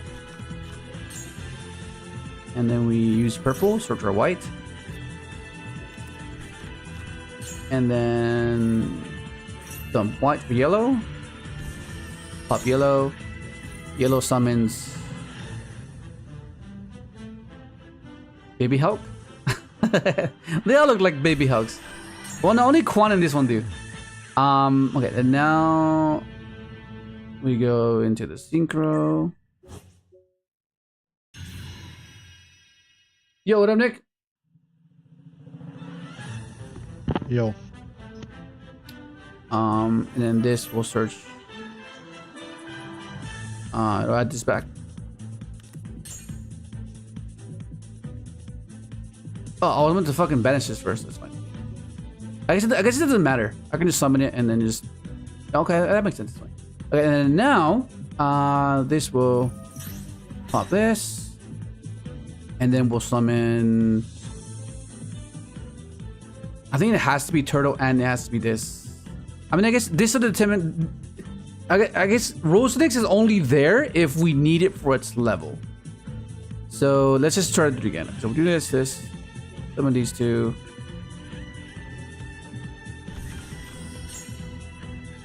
And then that'll summon TRYSTALLOS back. Unless... Oh, fuck, wrong one. Okay, let's just see where this goes. Let's say, because this is the cool thing about this. And this is where I'm getting overwhelmed with the decision trees, right? Like, what... Like, there's so many things you can do. You have access to a level 7. Like, so many levels. 5, 7, 3, 2, 4. Like, that's so much deviation. Why do all my cards have 3 lines of text? Yeah, like I'm just trying to see if it's worthwhile, because I guess it'll depend on game by game basis, because this guy has another effect as well. Like, in case they spot remove one of your tuners or one of your guys, this can send a machine to reborn the card that you lost, right? And you still have Inclusion, which is crazy. Right, and then I don't even have to search the trap if I already have the trap, which means all these 3 can summon the tuners from deck, which is crazy. But like, that type of stuff is like just like subjective, right? It'll be determined by the game, but just within a vacuum of what we can do and what the primary line should be, that's what we're trying to figure out.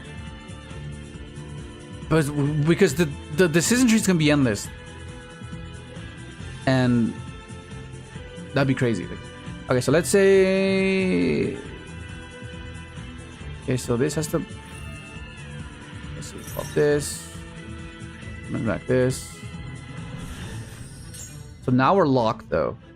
Now we are locked. This. Summon Ryan.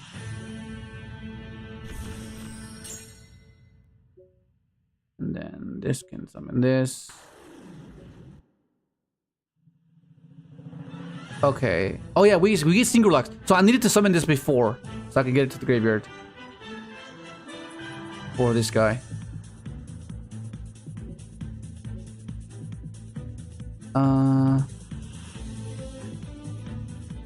I guess. Let me try again. Yeah, what up, King Jeff?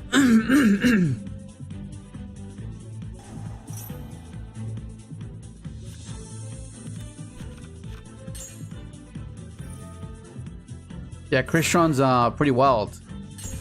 Like that's like a prerequisite. Like if you have the ability to play past NIBIRU with like with no issue, that's already like a plus. Because NIBIRU is just such a polarizing card that you just I guess because NIBIRU dictates whether your deck is good or not, right? If you lose to NIBIRU, like why are you playing that deck type of thing. Like that's crazy. But Don't you dare talk bad to my Rescue Ace deck. Oh my god. So purple and yellow. Dr. Schmidt wants to say hi Purple to and you white. both NIBIRU and Fistiel, the Rescue Ace player. Pitch for yellow. Pop this. Some baby Hulk.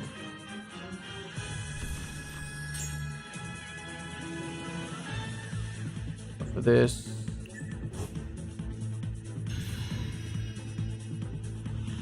Oh, I keep forgetting to fucking add that fucking trap first. So I can add this back. I guess I can just add this. Doesn't matter. I can just add this. Yeah, I can just add this. Pop this. And then green and red. Synchro summons back Trist. Oh my god, I keep clicking the wrong fucking thing. Oh my god. You really don't want to go back on DB? I do wish that Omega had like save points. Like you can backtrack? Like just go to a specific game board state. Yeah, that'd be cool. Okay.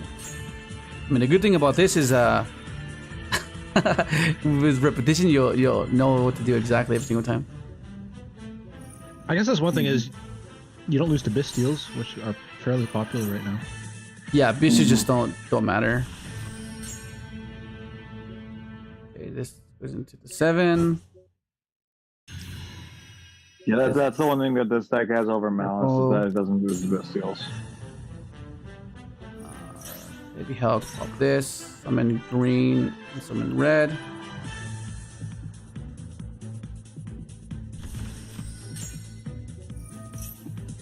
That is crazy though. The fact that it can summon itself back, that's wild. Okay, so now we're here. So first of all, this searches the trap. Because like, if you think about it, we could even search impact here, which is huge. Yeah, I was considering you should try out Title. Yeah. Title to dump Enchantress, Either or the Enchantress name. Yeah. Okay, so now we're here. Like I imagine just having Smiger plus Title is like full combo. I think this has to pop itself, I'm pretty sure. This pops itself. Summon C-Tree. And then this pops this. Summon Ryan. And then we still have the revive, so we could go into Dragster first.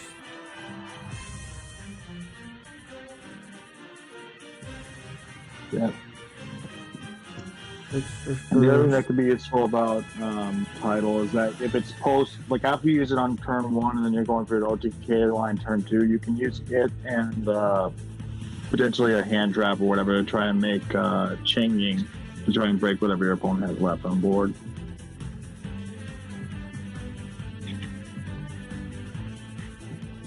And Title's another level 7 uses Mecha Phantom Beast to get the combo as well.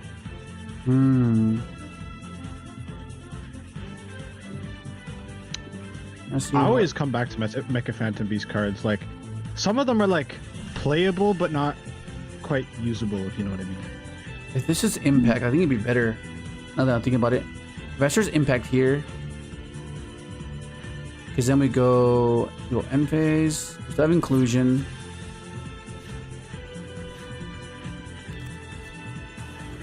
Right, because then we go effect of this. Ripple on this. So this. This is so nostalgic, bro. Freaking hell.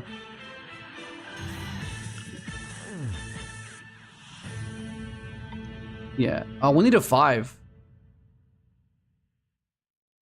Oh, did you not? Say, you can't synchro anything here. Yeah. You cannot synchro with anything. Yeah, so this is where I think I have to pop this then. Yeah, okay, I have to pop the wait, is it even in here? Yeah, we need a 5. We need a 5 for sure. I feel like I have to cut one of these. Fucking hell. I don't want to cut any of these though. Because we do need a 5. Probably cut Typhon for now. I like having this as the utility card. Typhon. I guess we can cut Typhon. Either Typhon or Navy Mech. It's one of them. No, Navy Mech you need. Because in the list I posted in the members group, I was only playing one of these. I felt like it was enough. I think one's enough, which means that would give me room for another 5. Which I was playing this guy.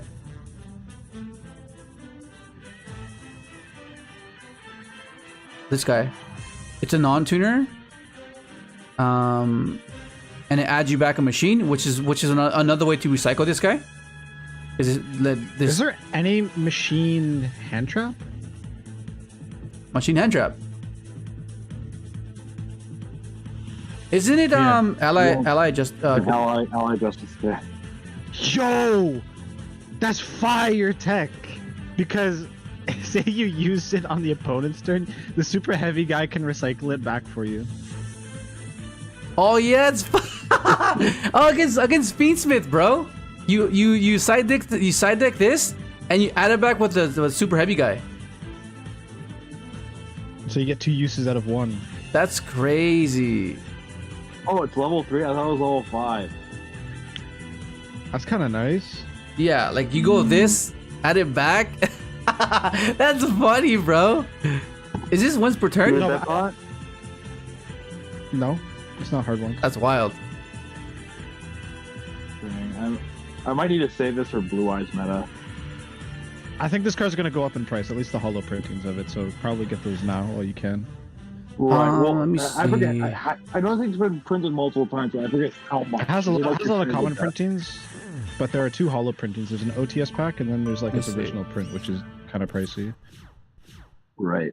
Okay. Yeah, this will definitely become relevant eventually. It's just like how relevant is the question. Leia, I was going to mention you should see what Tidal and Smiger does. Oh, that's full combo. The moment you see Smiger, that's full combo already. I guess the one downside with Tidal is that depending on how you want to play the deck, if you want to like simplify it, it's just like, okay, focus on the fact that we have 1 cards and don't worry too much about the 2 cards. Well, the reason you would play those type of cards is kind of to be deceptive, right? To make it obscure and let them contemplate their interactions. Like, oh shit, is that important? Is that I already have it? Doesn't matter. The reason why I think so, like the reason why I think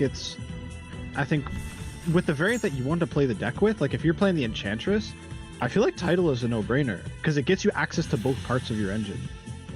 Yeah. Basically, treat it like the monster version of Small World, without having a bridge. What if I add him? Let me add him back. You can think that, but you also have to keep in mind if you're going with both either Enchantress or Smiger on those instances, if you get Lancea after that, you're going to have a really hard time with only 3 cards to work with.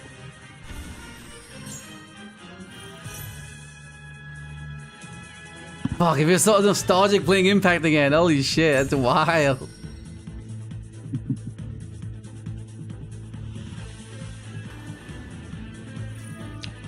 And it makes everything on the field 0. Yeah.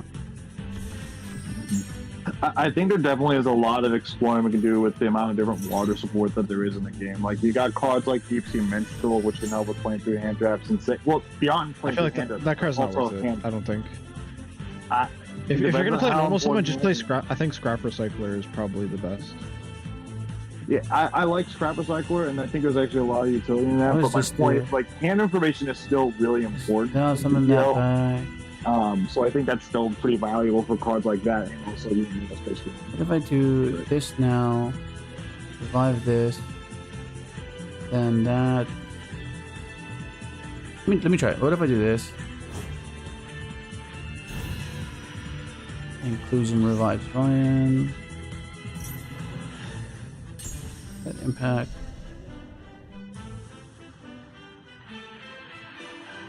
I think this is where the second Dragster comes up. Because I can make Dragster like right now, and I can make Dragster on their turn. Let's see what this does. Yeah, a lot of lists I've played too. So we do this. Revive this.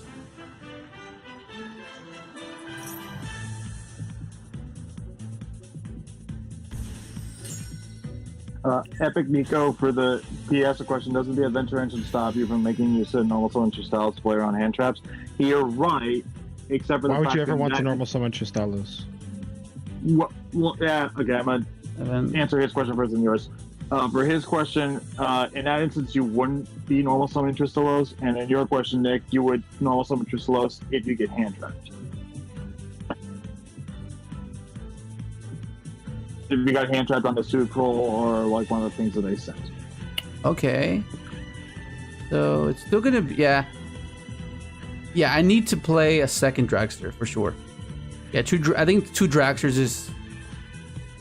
Yeah, 2 Dragsters is I think is mandatory. I think. Yeah, 2 Dragsters just comes up, and it's not once per It's turn. a shame that there's not enough good machine synchros. That's the problem with this deck. Is what I'm finding. There's not enough worth of value to quick synchro into. Yo, what up, Epic Nico?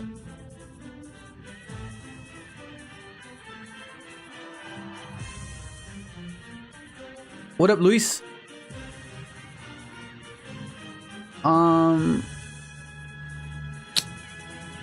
Because then this is only main phase, huh?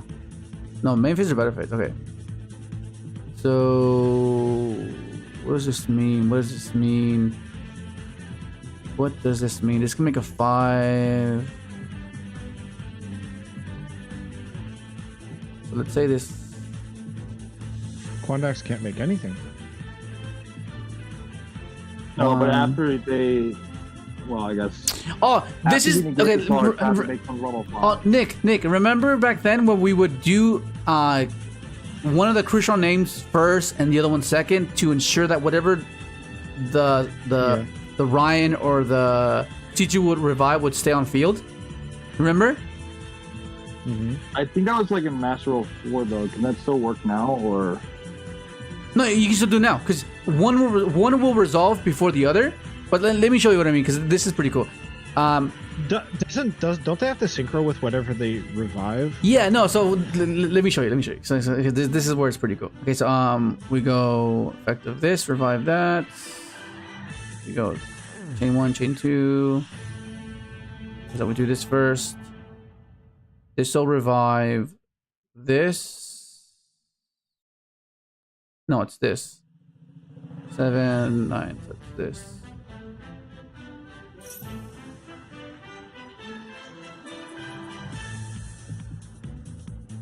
Okay, this is something that we would do back then, which is pretty cool. But then this doesn't have anything to make. That was the issue. Yeah, I mean, this is just, I guess.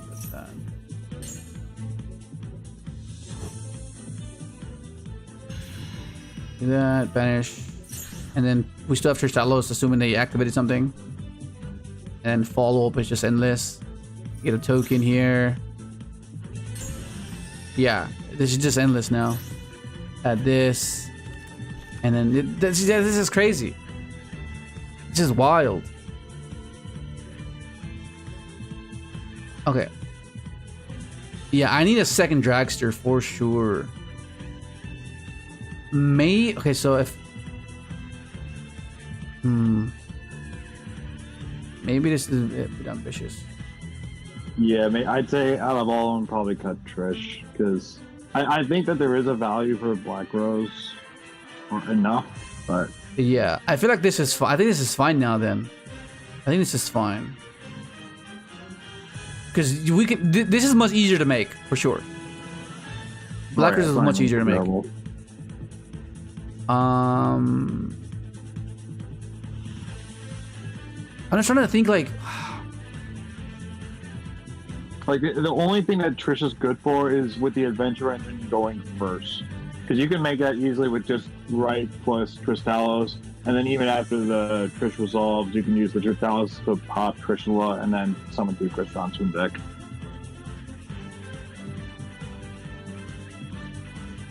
But again, I think it's only useful going first. Yeah. Excuse me, going second. Now I'm just thinking of Rosenix as if it's even worth Rosenix now. I thought it was going to be useful for the Trish setup, but it just wasn't. Yeah, but if you're playing Ryan, you can also recycle the Rosenix with it to make another dragster, so you can do 2 dragsters in turn. Yeah. 1. Yeah, like that's the only. I guess the only reason I would keep it in, because I can make dragster on my turn, and then make the other dragster on their turn. Like that. I guess that's cool. Then, because then Inclusion can reward the Ryan anyways. But then Ryan, what does Ryan make then, right? Because then I'll be thinking about playing Satellite and XL Synchron, right? Because you would negate with dragster. You would then reborn the turtle with Ryan, because you banished it off of the first tree. And you would have 3 Synchros engraved, so you'd be able to pop 3. You know? And then with the other dragster, no, but then you would use TRYSTALLOS to make the second dragster, so you wouldn't be able to make. And the other cool thing you could do with that too is that if, like, when it comes back to your turn, you can TRYSTALLOS pop the Satellite Warrior, and the Satellite Warrior will still get value off of it, because you can reborn their XL Synchron back. It's level 5. Yeah.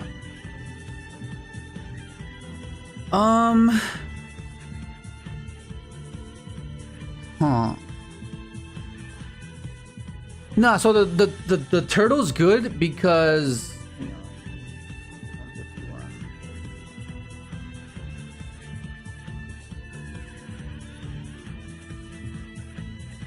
The turtle is good because sometimes you want to dump this off of Salvador to be able to special a Crystron from your hand, right? Because we are on the adventure stuff, so being able to special the TRYSTALLOS. Why just call TRYSTALLOS here? Yeah, sometimes you want to dump this to banish this to then special this from hand, or special any other name from hand.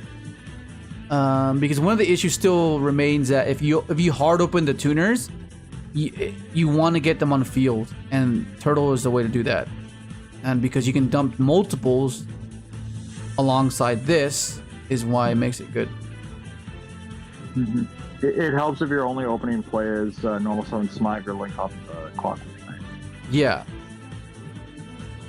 But yeah, I'm thinking maybe playing XL and playing Satellite. Because, like, it seems like it come up. It can. Well, let me show you. Because, like, I'll need to negate something though, so I can get this guy to level 5. Because, like, we make this first, yeah. We go C3 into full on Dex, which banishes the turtle. Then Ryan can revive this, go XL. We negate with Dragster, making it a level 5. And then that in itself make Satellite Warrior, which at that point we'll have 3. We'll have Dragster, XL, and we'll have this guy. So that's a pop 3. And it's a float, and it gains a K for every card we pop, so it'll be 55. So that's like an immense amount of life points. And then if it gets destroyed, we can float back into XL, assuming they pop it, which then gives us a potential infinity setup, assuming we haven't gotten infinity yet. That's a 5. And then we can start our turn with infinity or threaten infinity, and then before that we can... Oh.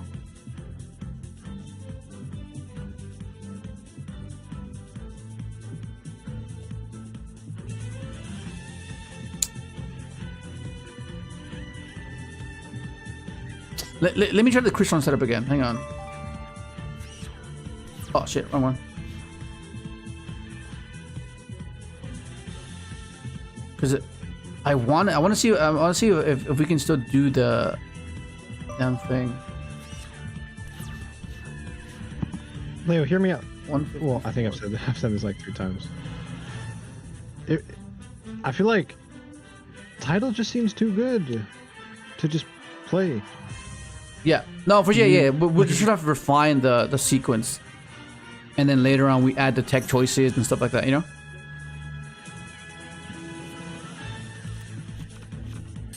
Yo, what up, Kiefer? What up? Oh, what up? What up? What up? It is not.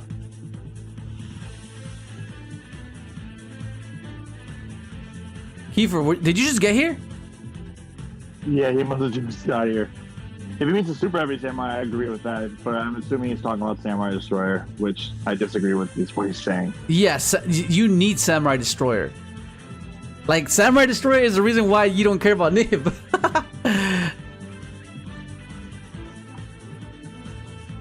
Okay, let me see. Let me just try to do the old setup. Let me see if we can do it.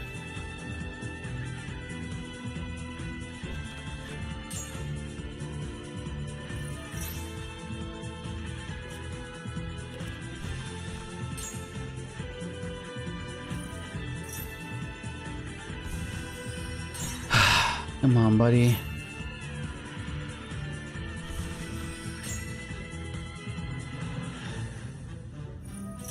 This gives me impact.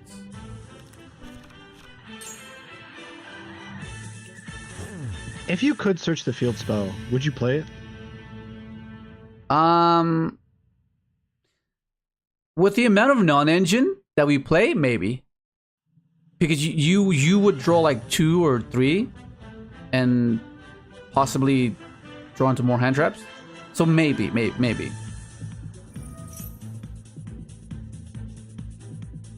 This adds this back, then this can get... I'm surprised they didn't errata it. Like, it makes no sense why it's not searchable. Yeah, it was, I was a bit like, well, why is it not searchable? It's crystallic instead of crystron. Yeah.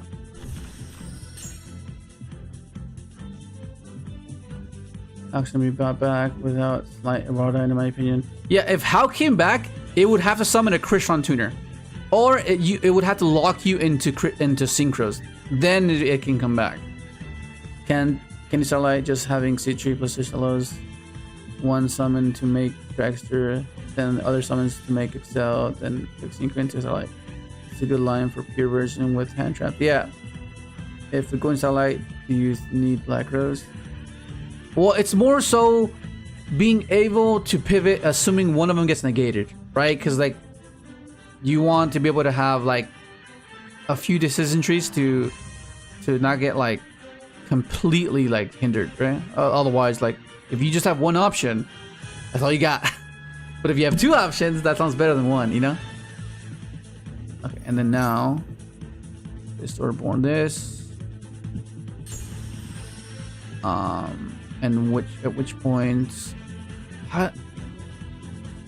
do I want to have the Triss set up alongside this guy? I mean the Black Rose setup alongside this guy. Because as long as we can time, like, playing around a nuke is pretty devastating. Okay, so I think this has to stay on field. No. Well, first off, we're summoning this for sure.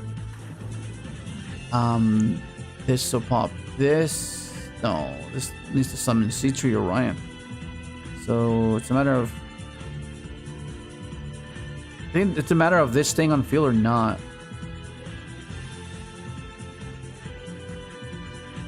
I think this has to stay. This has to go to grave. Go C3. And then this pops this. Something out Ryan. And then this. And we're born.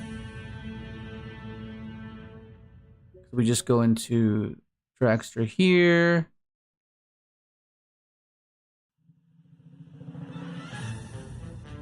Okay, yeah. You got Dragster here.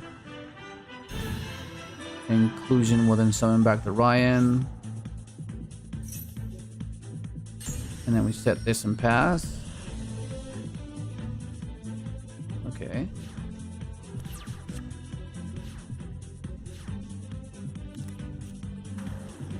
Okay. So let's say, so we have double spawn trap negate because TRYSTALLOS can make another Dragster. And then we go effective this. So we, yeah. Do this here. Like this. At which point we go. So I want to get value off of this. So this will give me. Okay, so we could do it. Okay, so yeah, so one card can set up double spawn trap negate and the nuke with recursion. And then the following turn we have protection from targeting, assuming that they didn't deplete all of their interactions trying to play through this board. Okay. All right. Okay, it works. Yeah, it works. Because then this can reborn the 3, the 2 non-tuner, or the 2 tuner. So let's say we go for this, right? So then now what happens is we have the option to potentially have a satellite play. Because this can summon back the turtle, go for Excel. So now we have the potential to go into a nuke, or we go with the potential to go into the satellite destroyer. If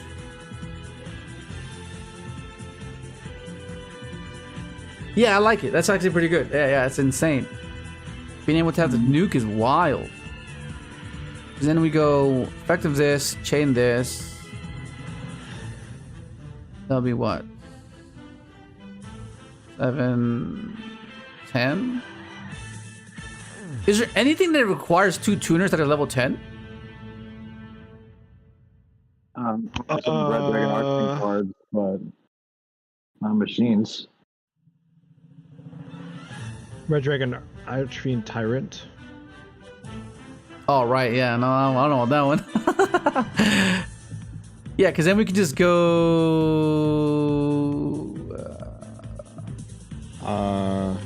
Maybe. Wait, Leia, what do you mean? You literally have the Koryang Drax. But he's looking for a 10 though. Isn't that level 10 or is it level 9? 9. 9. Current Gunners is level 9. What about Rosenberg? Phoenix. Also a 9. Yeah, they're 9s. I don't know. Well, I mean, the main point was to get to this guy, right? Get to then. Mm-hmm. Do that. Do you see do you see a world in the future where the like Tenpai Dragon players try to have like? Is everything fine? Can you guys hear me? Yeah. Yeah, it disconnected for a moment, but now it's back.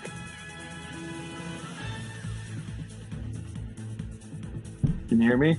Yeah, I can hear you. All right, cool. Yeah, okay, so we have the nuke option, we have the Korangandrex option, we have... I'm just trying to think of utilizing this though, the Ryan. Because we don't, I guess we don't have to use the nuke. We can go, nah, but it feels like the nuke is just insane. But I'm just like struggling with this card here. Because if we end up going for Korangandrex with TRYSTALLOS first, and then nuking later, then that would mean that this will float back the Ryan that we haven't used yet, right? And then we can do it again. Okay. Yeah, I like it. I actually like it.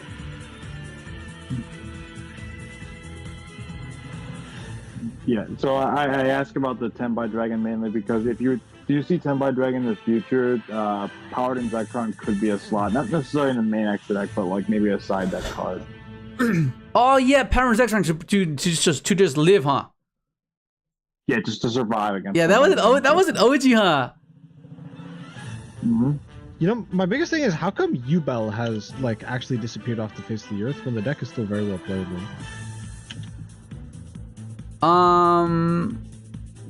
It's just you can't. It's not broken anymore. I think while they got hit, well, no, they got stuff back, didn't they? But I think Phantom at 1 was pretty devastating. It just means they can't shit it up for free and have infinite fodder. Hang on, let me refresh it means when they're summoning Phantom, it normally means they're passing their turn. So Yugioh's still ending on Phantom, Beansmith, and like Rage. That's still pretty good. It's just probably like the power level of the other decks is just that much higher comparatively. It's not saying that Yugioh is bad. It's just that it's not strong enough to like, keep up. Hmm. Oh my god. I mean, yeah. But this is fine. But this is fine. And now we just fill it up with non-engine. Fill up the non-engine and then. Do you want to? I can either me or Nick if you want. We can run some test games. Oh, but it doesn't work because remember, because the adventure token doesn't work on here. Like it doesn't summon the token. Oh. Doesn't? Nah. Watch. Let me show you. Yeah. Well, regardless, I can't do on Omega. I don't have Omega. Did you update your Omega? Yeah, it updated. Like, this sounds insane. Oh my god. Like we start with this for sure. And then we have access to combo anyways, so it's fine. We go for the beanie.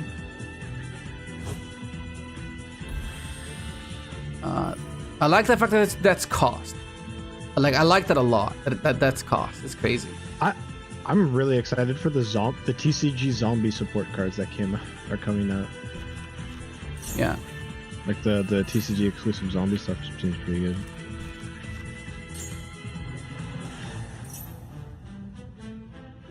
Please tell me they fixed the bug. Where's my token?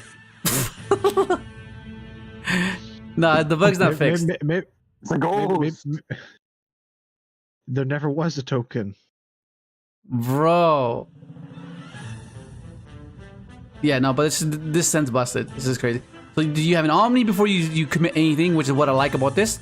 Like if you already have engine, you just go for the Omni and protect your Omni. So like you can have an Omni, and then the setup. It's just crazy. And then you have protection as well. Like stuff from Ogre. So you gotta be mindful of that. If you summon Sofufnir in the Cherubini zone, you're cooked because you can't destroy itself. So you gotta be mindful of that. That's something that will come up. Right. I was gonna ask, is it just rights token that has issues, or is it all tokens? It's just the right token. For whatever reason, it doesn't summon a token. Yesterday, it was summoning stuff in defense when I activated the token. So it's just, yeah. It's just the token. But yeah, the deck's just insanely consistent. Like, it's wild.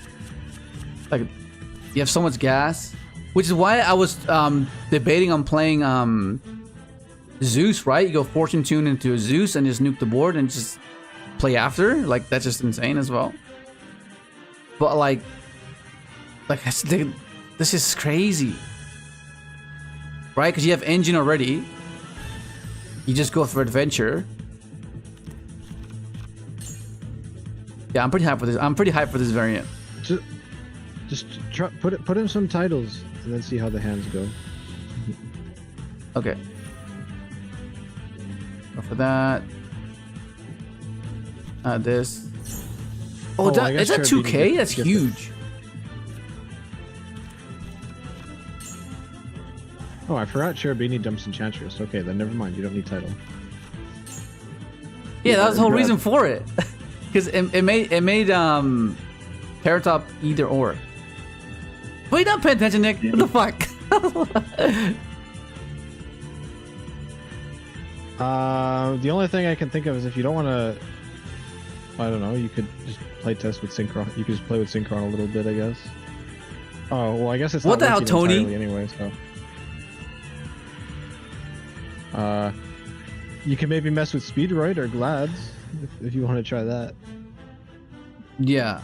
Oh, for sure. We're gonna try out Glads and Speedworks for sure. But at the moment, I just want to master this deck for sure. Cause but for that I need to actually play like in an actual game, you know? Cause like right here, right? Like having all these cards, like being able to like for example, Searching Griffin. There should be a token on the field, by the way.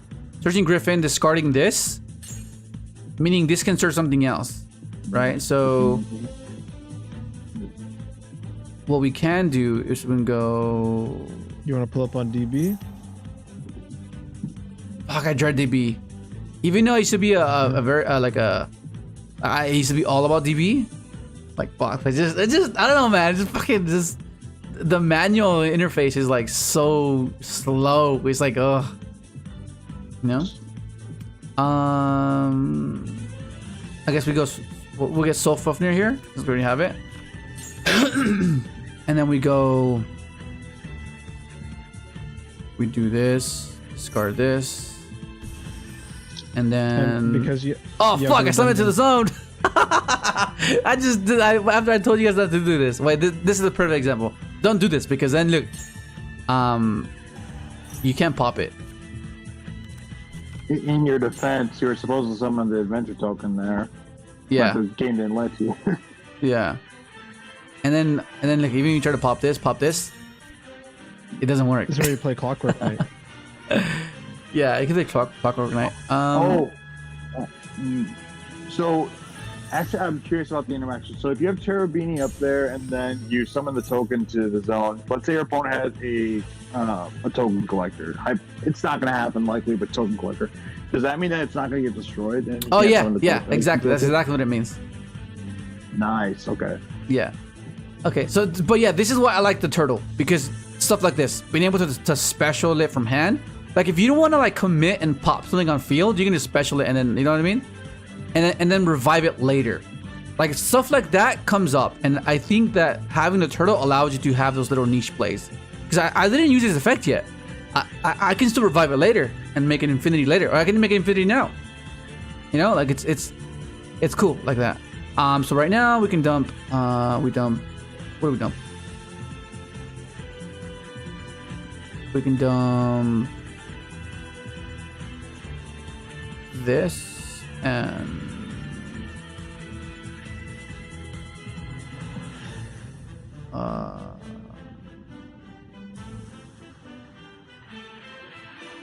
But I need to revive. Oh, I can search off this as well. Which is, I guess it's fine.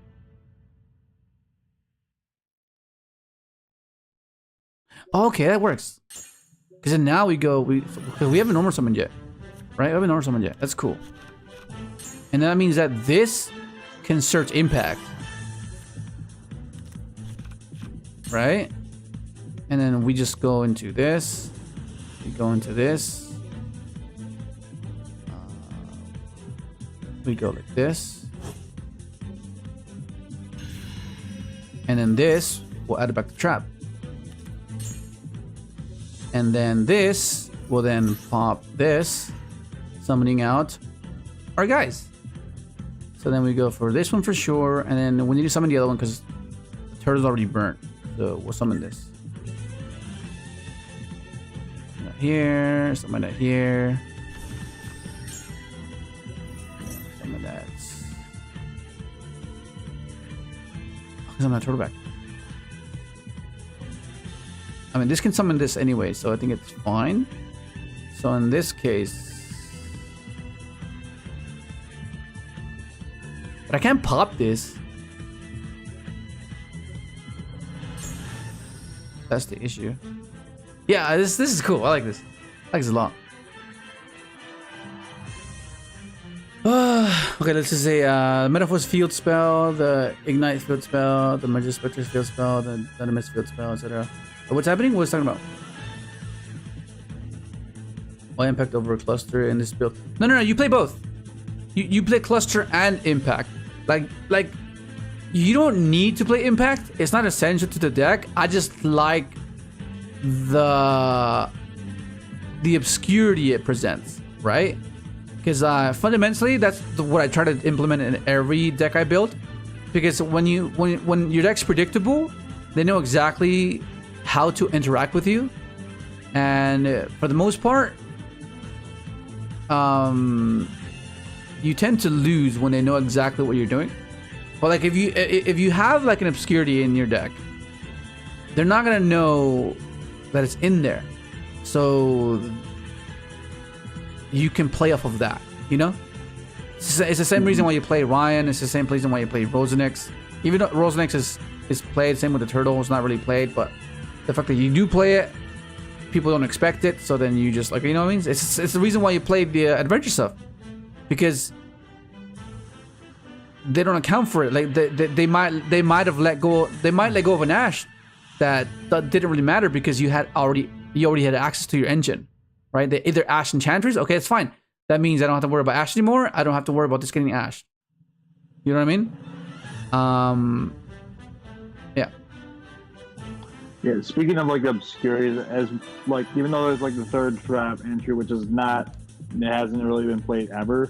The one thing I've noticed about it is that if you think there's a world that like if they dark ruler you and then you just after that dark ruler happens, we chain that, we activate that card, and then summon back 2 tuners instead, because those ones will not have their effects compared to like monsters that are already on board that were negated.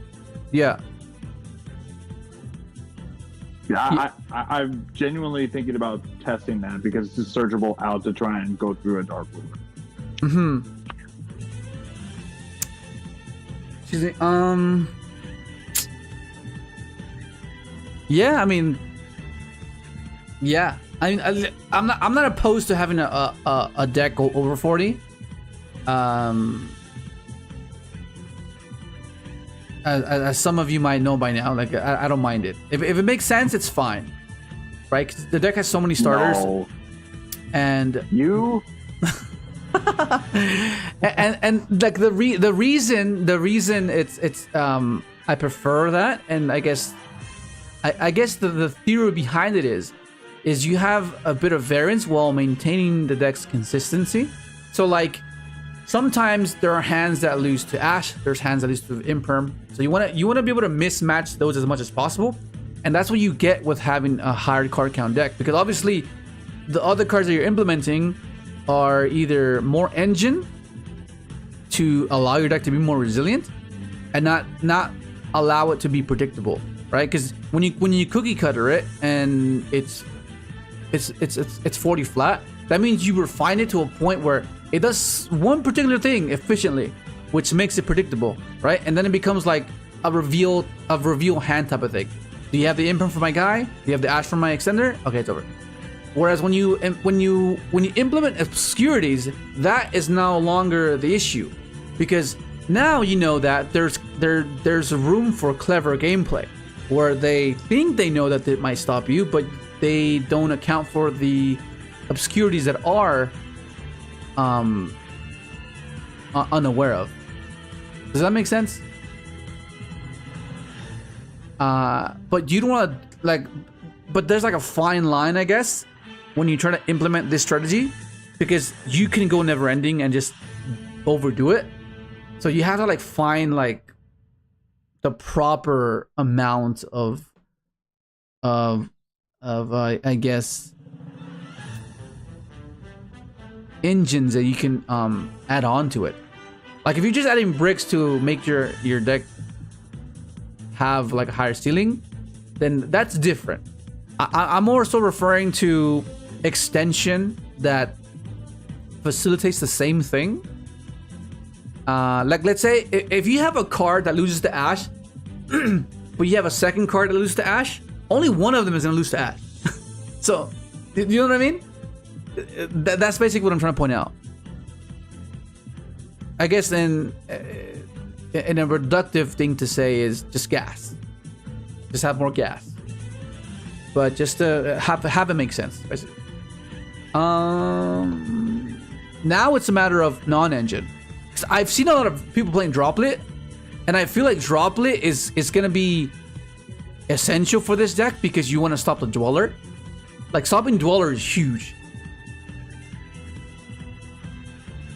And on top of that, like obviously it's getting all the value off of all the Crystron names getting sent to the graveyard. And on top, even more beyond that, it's another way that if you're going second or you're playing against a card that can summon itself to the field, like a Phantasmic for example, then you can use it to send your super roll to bait like the Imperms or the Veilers again. Yeah. Imperm. What else? Isn't Droll going to be good next format? Droll should be solid, I'm pretty sure. I wouldn't be able to be the person to talk to about it because I haven't stayed as like up to date with all the current meta. But yeah, because I know Nib is yeah Nib. Sure. Because like 50 is my 40. Like I tend to stay 50 max. But I feel like any more than that, it'll be just like oh I know, like I don't know. It just seems like, I mean you could get away with it, but like I start to feel like oh damn, like oh we're kind of pushing it there. All right. Do you want to do either Ghost Ogre or Ghost Bow, or Mourner even? Yeah, this is a level 3. Yeah. I mean, I think I prefer a 3 because I can possibly go for Cherubini lines, you know? Mm-hmm.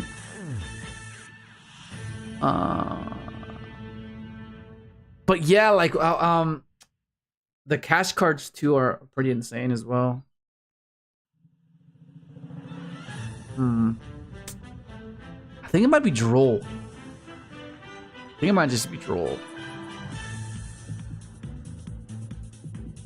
But I don't know. I kind of like Bell. Kind of like Bell too. Bell just.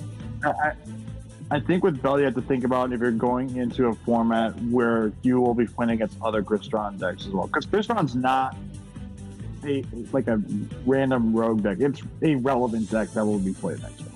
Yeah, it's also good against Malice. I like it a lot against Malice. Bell, like stopping their trap, stopping their field spell. Like it's huge.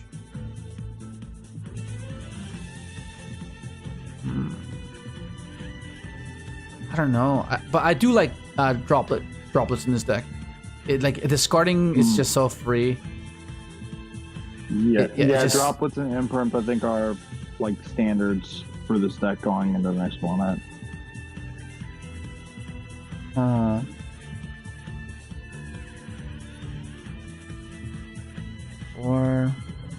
Oh, they should be back. They should be down here. There we go. And then they should be over here. There you go. That makes much more sense. Oh, hang on. Yeah, that's fine. Yeah, I think the non-engine.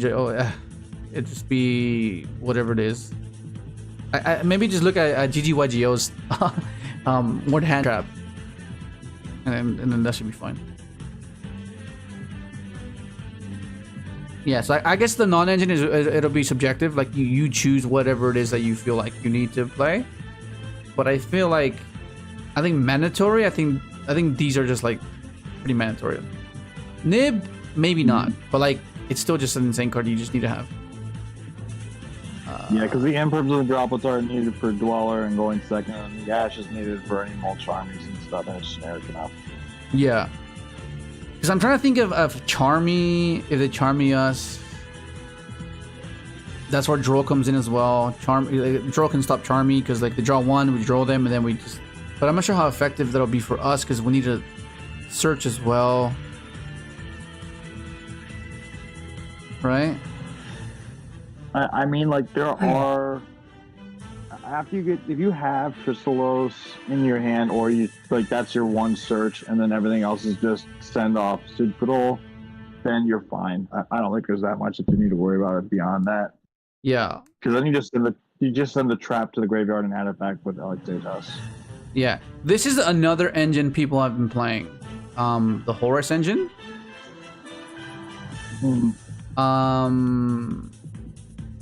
Because it's for one, it's bait, which is what you want within a deck. Like I mentioned earlier, like if you have two cards that lose to Ash, only one of them is gonna lose to Ash because Ash is on for turn. So you can determine which one's more important. So you can bait with this one, and then okay, I want this to resolve. So this acts in the same way. Same way that Adventure baits Ash, because they're not gonna want you to have the Adventure stuff in rotation. So they're gonna Ash this, and then you can go freely. So then now, okay, do that Imperm Veiler, and then you can sequence your hand accordingly, right? But this works in the same way. But this utilizes the milling engine. So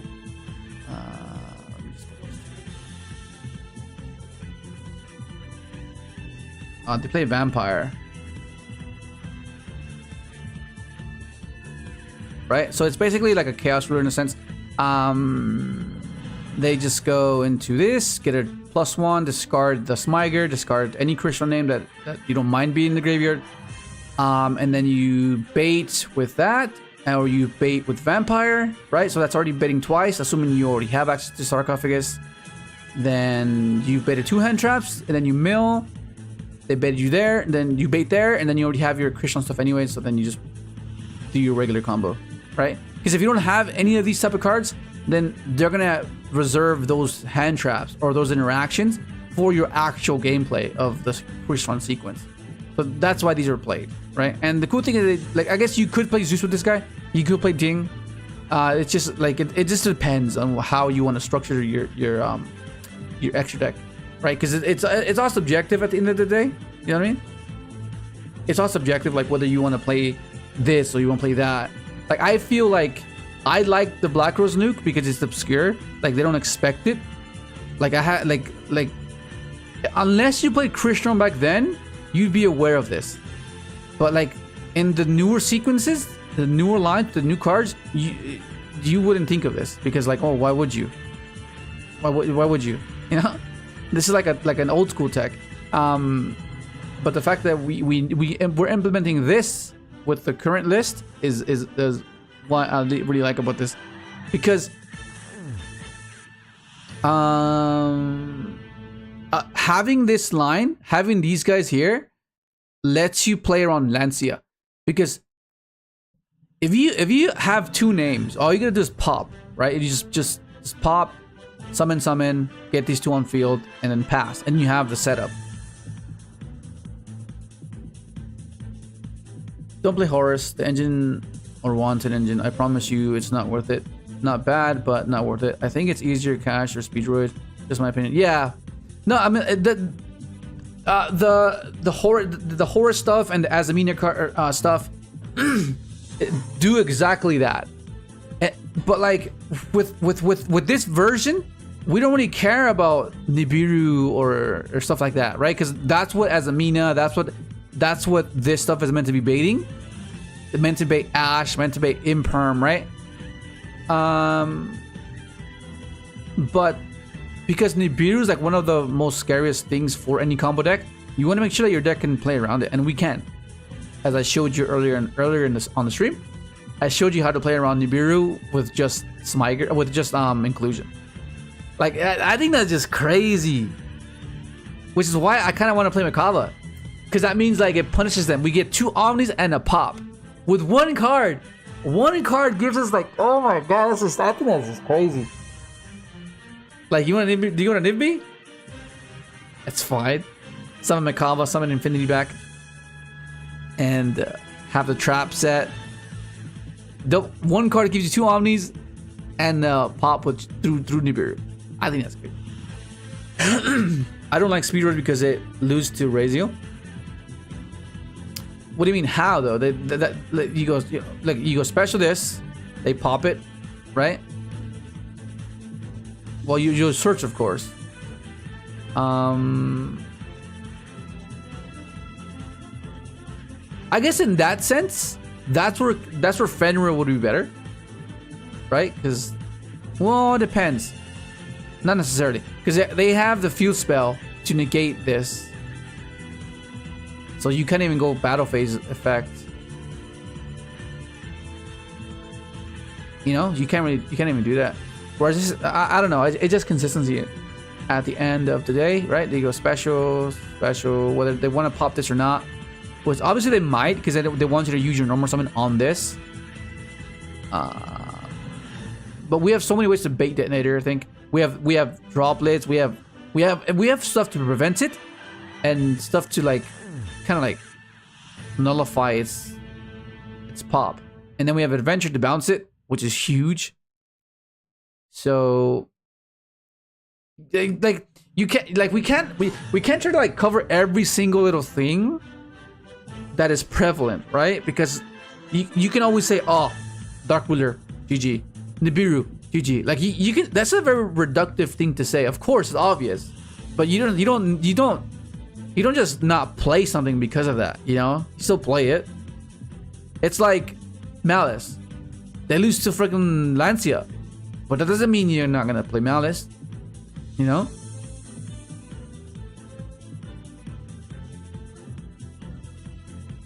Yeah, you are crazy. The cash engine in this deck is like ultra instinct godly. I think I didn't like it until you seen taught me how nasty it is.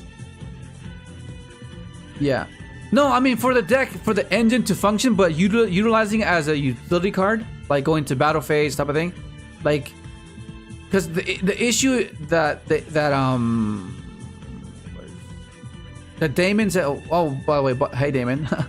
The Damon was pointing out was that it loses to ryzeal because they just pop it and then you're stuck with this. Like any way that you would like try to force the ryzeal, Fenrir can't do it either, right? Because if you use effect, you pop it. If you don't use effect, you go battle or you go battle phase. They have cross, they negate it. So like, you know what I mean? In general versus anything else, it's better than Terratop. Like side by side, Fenrir is better for sure. There's no way about it. It's just that this allows you to preserve your normal summon, because like you need another 7 to do the Draco sack thing, right? You would need another thing. You need 2 cards to do what this does with 1 card. That's what I'm trying to say. As much utility as this can provide, this is still 1 card, right? This is still 1 card. Like you can, the cash cards cannot do it with 1 card. You need 2 cards.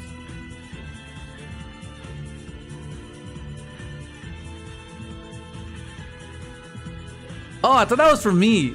Sorry, my bad, Mello. Speed Rush loses to draw, which turns off a lot of the deck. Yeah.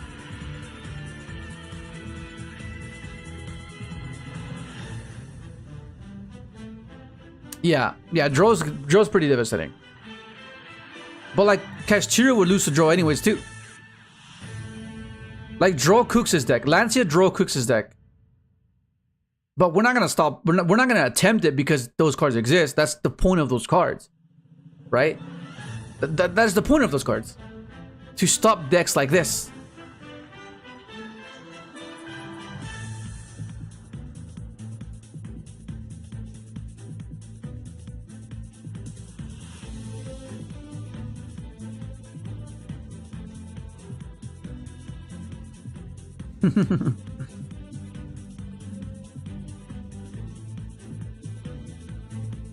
Yeah.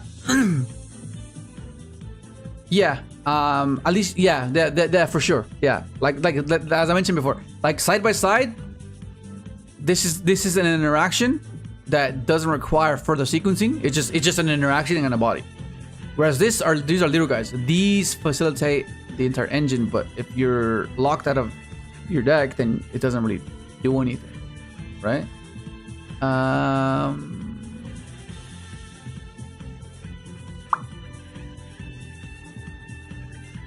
about this? Let's just test. We will get our answers soon. We can't test on Omega though. That's the issue. We can't test on Omega. Wait, what if it's different on what if we go what if we go online? What if it's different online? Let's see if it works on here. Sometimes that's the case. It's only in the test area. Okay, let's just see. Let's see if this gives us something.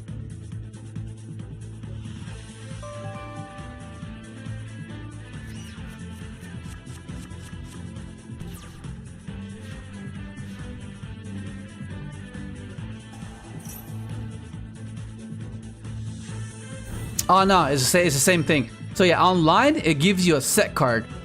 Offline it gives you nothing. Yeah, see this set card? Is this meant to be a token? Yeah, so it doesn't. I mean, Omega's bugged. That's annoying.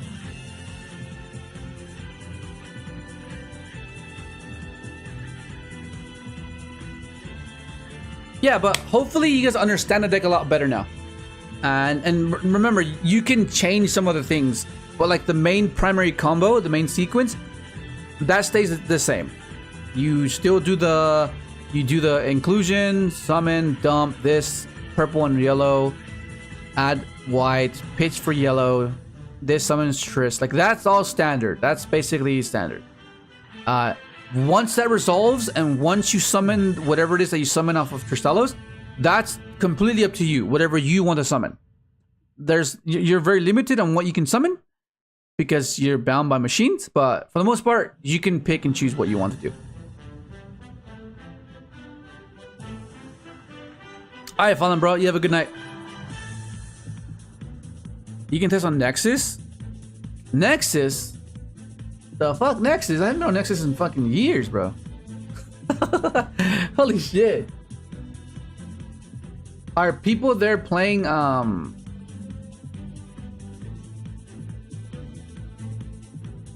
people there playing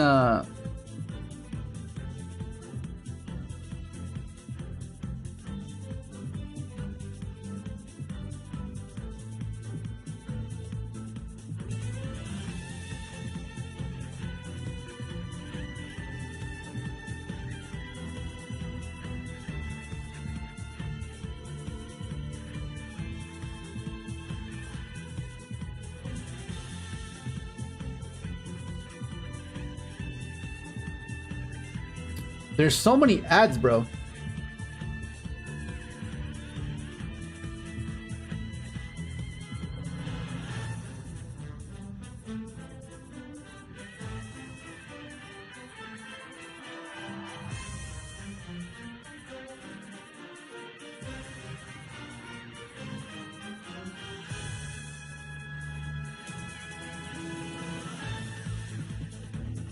Oh, we can do Yugioh Pro.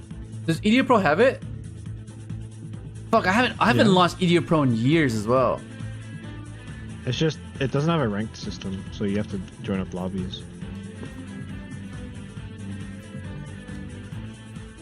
Oh, that means I have to freaking rebuild this damn thing.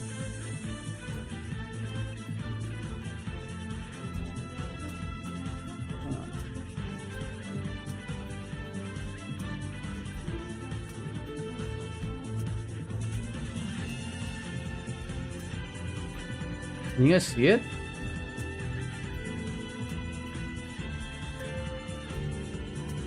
Why can't you see it?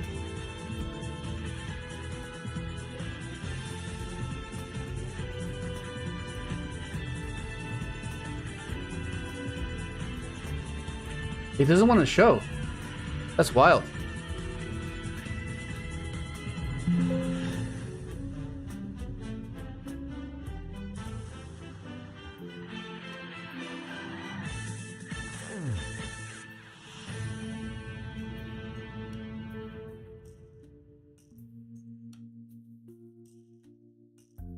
Yeah, it doesn't want to show for some reason.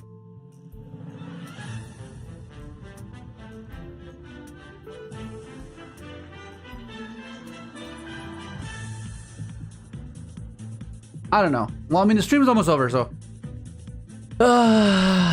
just chill for a bit. OCG on Omega? That means an Emax C, bro. That means just try I don't know, maybe look up like some gameplay of like OCG with it or something. See if you can find some like live duels of Crystron versus like Malice or something. All right, we'll do that.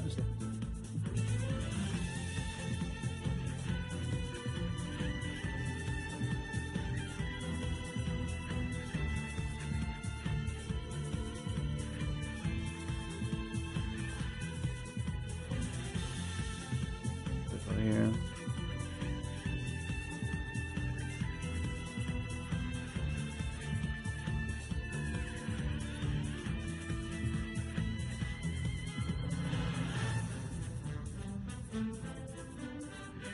What's it called in OCG? Is it the same thing? It's still Crystron, yeah. It should just be Crystron. Like the only thing that changed really with the names is like the names of the monsters themselves, not the name of the archetype. Bro, I was scrolling down YouTube. I saw the thumbnail of this stream. I was like, holy shit, that fucking thumbnail is nice. And I saw, oh, that's me.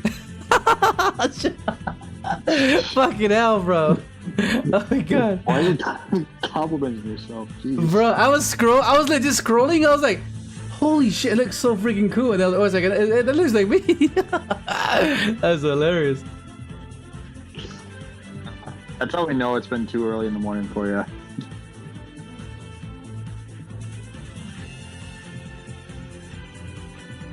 Okay, we can watch this one. Nerf Heroes here, back with another OCG duel video. We have Ray. Wait, where's the link to the OG video? Man, why did they link to the OG video?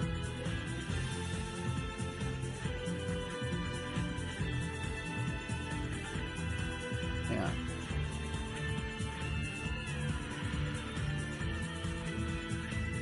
Okay, these are all like old.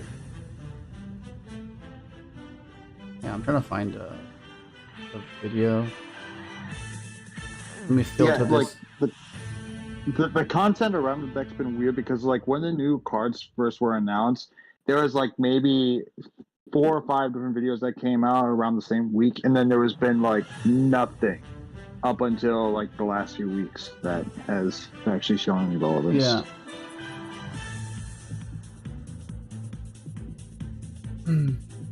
What the hell? TG Crystron? That's wild. I mean, I guess TG Warwolf is a level 3. So.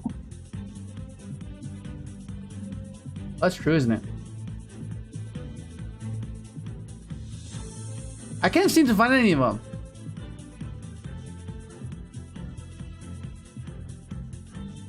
What if I try OCG?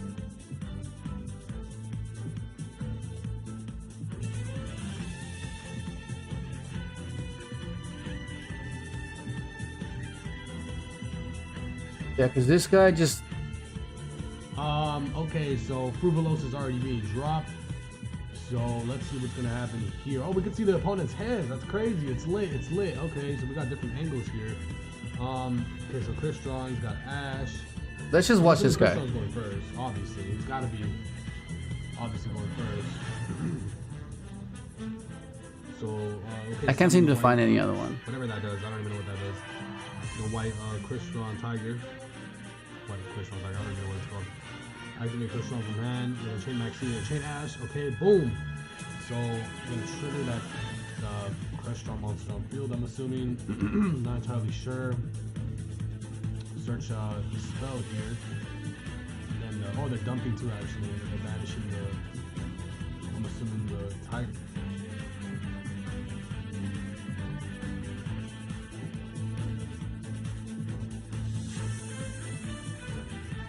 Crazy.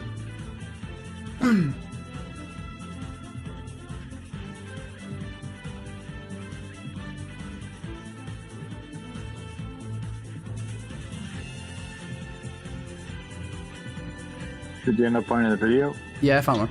Let's watch this one. Okay. Alright, it just took me a minute for my thing to catch up. Got different angles here. Okay, so Crystron, got Ash. Okay. So I'm assuming Charming. Crystron's first, obviously. Oh, It's gotta be. this I want to do this too, when you show the person's hand, but I want to do the point of view thing. Okay, Smiger. Okay, summon the white, whatever that does. So- I don't even know what that does. Yes, full blows. The white Crystron tiger. White Crystron tiger. Dude, the first 2 weeks are gonna be like so many people just reading cards. Maxi. Oh, my God. Okay, boom. So, Oh, he saved the ads for the max. That's awesome. monster on field, I'm assuming. See, like stuff like that makes it so cool. Search the spell here. Okay, Oh, so they're dumping two, actually, and then they're banishing dumps What should you that. play with the program the actually? tiger, right? Okay. Oh wait, wait, hold on. He dumped the Summon spell and Trist. Crystron monster on field, I'm assuming. Not entirely sure. What is this play around? What is this? What is this play around? And then oh, they're dumping. Okay, let me fucking timestamp this. I believe. Let's put 240. 240.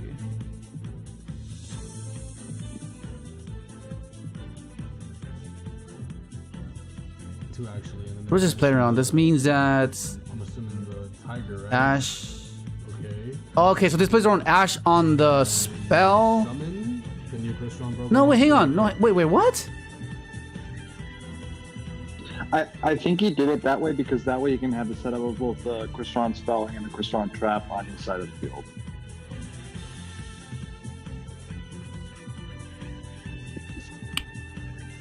Dumps that. That means that. But then you're always just ashing the summon, so like I don't see what. You're always ashing the card that's you're always ashing Trist, or you're ashing. Let me see. So it's like you've seen the channel. That goes a lot. It's insane. Okay. Pass. Okay. It's passing on this. It may not seem like anything. It may not seem like a lot, but during the opponent's turn, it goes crazy. I guess he doesn't want to play in the That's the NIBIRU. process for the Crystron. What is this guy playing? What deck is that? Okay, so we're gonna search for Tachyon here with the spell and activate Oh. Tachyon. Oh, that's Ryzeal. Search for a Ryzeal monster. I don't really like that card. It's a neg one, and like I don't know. They need to play it for consistency, obviously. You know, so search for Ryzeal X. Put a card to the top of the deck. Okay. Okay, they're gonna read that Crystron monster. Did you just get? Is that like a Sunnet mining? Pretty much whatever they want. I guess it is. Okay, what the hell are you doing? Yeah, because the Charmies are gonna be. We're not activating, but I guess they are gonna affect us for sure. Okay, so dump that XC. Is that Twin Sword? Yeah. Effective X. Imperm. Imperm on the Ryzeal X, okay. Desires. Desires, and then the opponent didn't even cut his deck, I think. last week. Wait, did the Oh, opponent no. play into the Imperm column? No. Yeah, the top of the deck. I don't know. Yeah. Managed I was gonna say that'd be pretty stupid. Because they have no hand traps. Okay. They draw two. Did they already draw their two Did cards? you draw What happened? tactics? I didn't even Normal see him draw two summon. cards. What happened? Did he not draw two cards? He has Dude, this guy has tactics and call by. What the hell? Desires get, did it get negated? What the hell? Hold on. What did I miss? Oh, he negated it with the Imperm. I see. Oh my god. He activated Pot of Desires in the Imperm zone. No freaking way. Wait, no, he didn't Oh my activate God, in the no, Imperm what a column. bot, what a Ryzeal bot, man. No. Wait, no he didn't. No he didn't. He activated it in the continuous spell. Right here. What? He drew the two cards. I'm tripping. I'm so sorry. Yeah, this guy's tripping. I'm tripping. This guy's tripping, bro. What are you talking about? So they summon Ice. Okay. What's going on? What's ryzeal? What's the not ryzeal? Crystron player doing? They're summoning. Okay, from that. The tree. Oh, okay, there's here. Okay.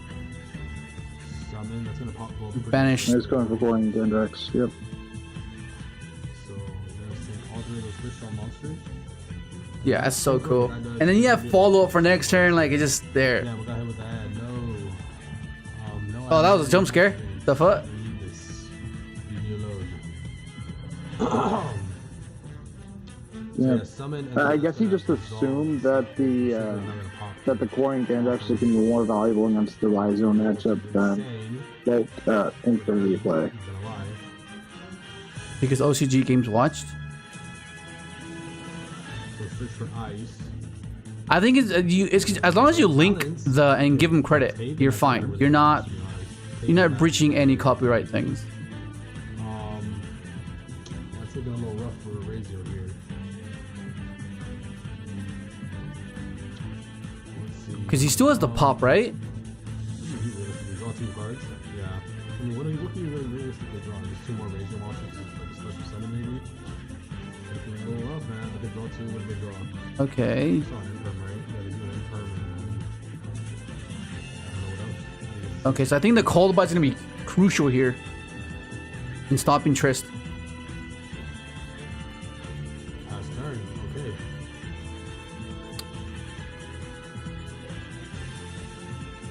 That's wild. Sure. They don't like they usually give you warnings. They don't just outright want to delete your account. They give you warnings, and then you get a strike if the warnings were not acknowledged. Okay, sure. And then once you get the 3rd strike, that's when they delete your channel. They don't just delete your channel right out, like just. Special summon and get rid of the continuous spell effect. I'm assuming. Yeah. So now you're here. This dumps. Yeah, and it should be over here. Can't really tell. I can't really see. The angles are not that good here, as you can tell. You can't really see the graveyard. Holding the Ash for the Maxi was huge. You're just trying to fit a lot into the screen, and it's kind of hard to fit almost everything here. But it's kind of cool. It's a little cool to look at least. But anyways, I see a green Crystron in graveyard, and I see that they're adding that. They're pretty much adding that again. That level 2. That card's so broken. Summon Sea Tree. But the summon gold Crystron here. I mean, Okay. let's see what they're gonna go for here. See, this is what I'm still kind of like up in the air about, like the follow up. Like, I still don't have like a set follow up that I want. Okay, this is what I do, exactly what I do. Like every other deck, we know exactly what to do for the following turn. But this one seems like it's like, what do we do? Like, what do we do? Just Chambara or what? Interesting. It's Yugioh over the nicest track. Yeah, okay, so most likely it's gonna be Chambara type of thing. Yu-Gi-Oh video game. 2011. Anyways, go for a synchro here. I think they're gonna try to. Yeah, go for a Chimbara, synchro, maybe it looks Infinity to try and like they draw one take off. whatever face of card they have left. So I don't know how they. Oh, you're talking about Also, Yassine. Is that who you're talking about? Level 5 synchro, right? So do some damage here. So it was about to be game. That's wild. Oh, okay, that's crazy.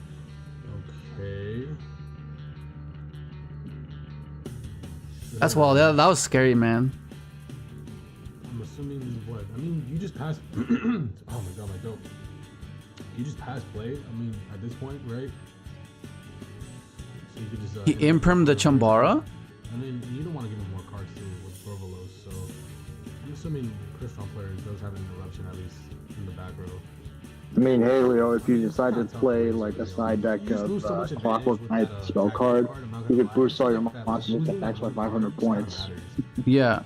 But it sucks because I guess it's a little inconsistent in the OCG with one bonfire, so you know, it is what it is. But they're searching for the continuous spell here. I could see. I think they banished the tiger again. I'm not sure. Not really aware of what this deck does that much. See, this is what I want to like avoid. I don't want to be uncertain about anything. I want to be certain of, okay, this is exactly what we do. You know what I mean? Jesus Christ. Man, these jump scares, bro. What the hell? Too many ads on this one. I see. Boy. Add a yellow Crystron monster from what I'm looking at here. That one's pretty solid too. Don't know what it does, but I've seen it kind of in action. dope. What in the world, We're bro? gonna do Crystron player. Come on. Let's go to game 2 already. We've all seen ad reads in YouTube videos before, but not where the other person's reacting. Let's see if Razor player's gonna summon their ice. Normal summon, I'm assuming, because why would you want to pitch for the ice? You just lose the card. Don't really want to do that. Do another. Oh, tag on card. Create your own spreadsheet. See, like that's what I'm talking about. So I would, but it's just too much work. So all I do is just post whatever I find out. I just post it in the members chat. Like I just record a video and then give insight on that. And they're gonna ash. What did they ash? But like having like an actual spreadsheet, like fucking Probably yeah. Crystal Monster. It'd be too much. Like 50 comments, bro. That's gonna be crazy. Like I'm sure they're all significant, but I feel like it's all like some of it can be common sense, right? Like it just if I show you a particular combo, you can apply that to any other card variation. For example, let's say let's say a combo requires 2 cards to function and to do that particular sequence. Then you know that any other 2 card combos can do that. I don't need to show you a combo with this card and this card when all you gotta know is that as long as you have 2 bodies, you can do this. You know what I mean? But like if I'm just switching the bodies, it's like you're still doing the same thing. So you know what I mean? So it's like resolve, grab float, grab X. because everything will be subjective to the game by game basis. Because like sometimes I might ask you here, you can pivot into this, okay? But like the main thing is showing you what happens if they stop your main guy and they stop your extender. Anything apart from that, it's just game by game basis and it's very nuanced. Like okay, maybe you can do this, maybe you can pivot into this, but there's so much variance involved that memorizing all of that will just be so overwhelming. So all I want to do is just show you like the primary things that you know that okay, this is like essentially what you need to do, and past this point, it'll vary from game to game. Send that off of the ryzeal monster and then effect of that XC to summon it from graveyard and get a material. Yo, what up, Soul Blazer? It's insane. Nib is gonna be activated. Chain max. It is Friday. My premiere's tomorrow, so hopefully I can pick up all the cards. Oh, you got Nib. Where's that? Let me find that. I like this. This is hilarious. What's this flying rock all about? I'm wondering, maybe I should go to my locals on Saturday to see what I pick up. Even though I technically already ordered the cards, maybe I'll get lucky enough to trade for all the stuff. The Crystron player Yeah. the engine, so I still, yeah. Yeah, I'm pretty hyped for that. That's cool. I think that Nib line just makes me excited about the deck. Like, oh, I don't care about Nib. How many games are you gonna win because of that? You know? Wasn't able to make the detonator. What is that? Ultimate Slayer that he drew? It really just depends on how many people are naive to the deck.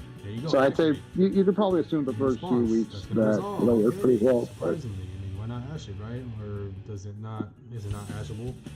I'm assuming it is, right? What does it do? Dumps? Adds? He's adding, right? Okay, he's adding. I mean, why not ash that? Maybe he's thinking that there's more engine that he has. I don't know. He doesn't know what to ash. Is he thinking here? The ryzeal player? What you looking at? Looking at his Donner. What the hell? What the fuck are you looking at Donner for? 19-hour Brenner combo guides style vid for Crystron. Oh my god. Bro, 19 hours. That's fucking wild. Holy shit. Fucking hell. You're covering every... Oh, if they breathe, do this. Fucking hell. Fucking hell. That's wild, man. 19 hours? Yep. Fuck. Stop the Crystron player as much as possible. Vanish. Special summon that yellow Crystron monster. Jesus Christ, he just keeps going though. What the hell? Overlay for Infinity here. Okay. Nice. Attack is 60 card Crystron guide. 60 cards. I wouldn't be opposed to playing 60 cards, honestly. I think it's double imprint. That's Like, if it makes sense, it's fine. double The amount of clever gameplay you'll see with those type of decks is insane, and I'm a big fan of that. Make a comeback. Well, like no matter like the 60 card deck for Crystron works enough because like you literally just need 2 level 3s and you'll be able to go to combo some form. Yeah. The issue only is just a matter of like would side decking patterns have an issue.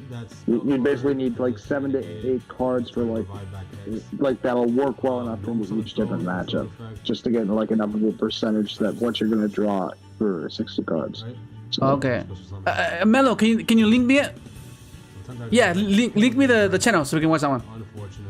Because this is kind of blurry and yeah, it's kind of like off-putting. So unfortunate, man. Looks like, oh, like he's doing it. They can just attack for game. That's unfortunate. There's literally nothing you can do. Double M perm is just insane. I'm gonna lie, that Crystron player is pretty good, man. He played his hand. He just played his cards right. Wait, I wonder if we're actually gonna have a tournament tomorrow. Because it's the premiere. Looks a little sus. I'm not gonna lie. His mark is in his hand. I don't know. We'll see. One and pass. Infinity just swallow and then attack for game. Battle phase. Just let me know where you send it.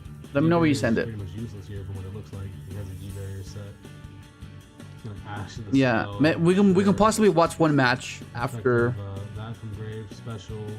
It, It's crazy how this deck seems insane. I'm not gonna lie. It just seems the way it plays, the way I'm looking at it right now, it just seems insane. There's nothing too Crystrons like nothing. no, I put it to where you can't post links on the chat in the chat. This deck, I guess, man. It's kind of scary. This deck is really scary, man. I don't know. I wouldn't want to come across this deck. I'm not gonna lie. Banish. Because I got like I think it was last year, I got hacked, and like all my accounts got hacked, and I was like, oh my god! So I had to like jump through so many hurdles to get my account back.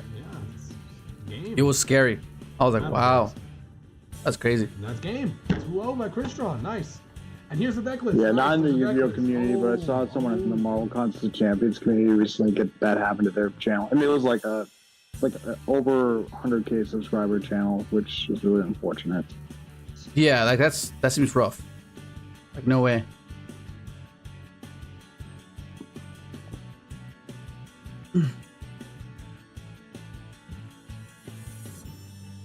They posted for all 4 Crystron matches this morning. I posted in the chat.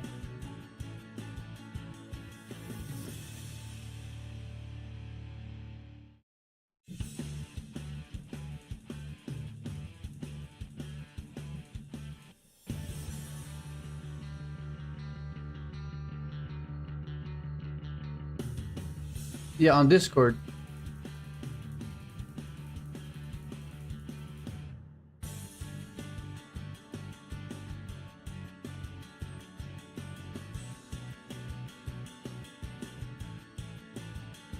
Which one's this one? Moving home? Don't do it alone. Downsizing? No compromising. Need some space? We know it. Need some spice. What is this? What is this?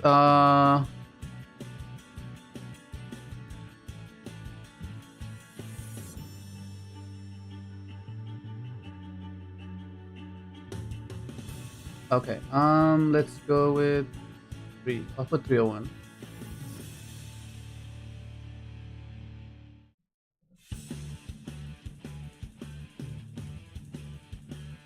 Okay. Oh yeah, so fun fact. This is the reason why I love double sleeving initially.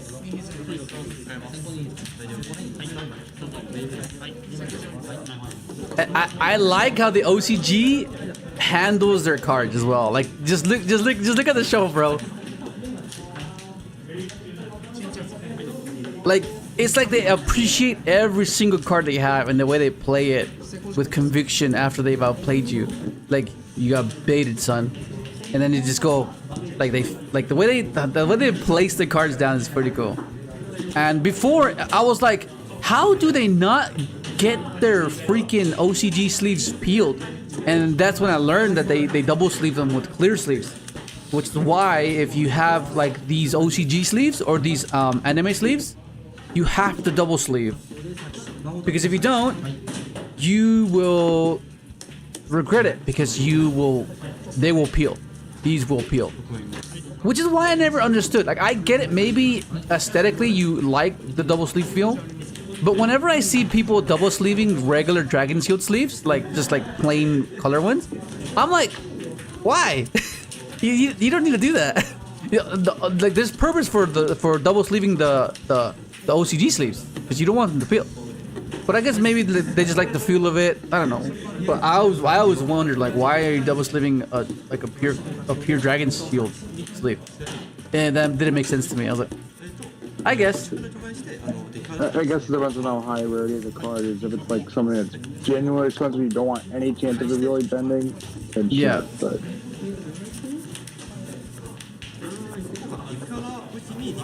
like that's how I feel about my ultra tunings. Like I want them in like hard, what's it called, clear protectors. Because I'm not been testing with them as of late, so I'd rather not have them get damaged. No, I get it. They last longer, but you're replacing the outer sleeve anyways. You know what I mean? Yeah, that's fair. Like, you know, like you're gonna replace the sleeve anyways. Like, you know, it's like unless that particular sleeve is scarce and they're harder to get. Like some places, they struggle getting Dragon Shield whites or a particular color. They struggle to get those colors. So I can see maybe then, okay, yeah. If you could, but I feel like it's harder to get the clear sleeves and then I mean the Dragon Shield outer matte clear sleeves than it is to get the actual color sleeves. So like it's so hard for us to get the Dragon Shield Japanese size ones. So that's why it would make much of. This is a mirror match? Is it? Yeah, it's a mirror match. Holy hell.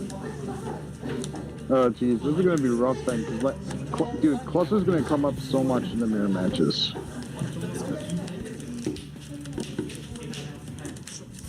Prosperity? That's crazy. Sheesh. Dude, I don't even, like, what do you even target for cluster in a mirror match against Crystron?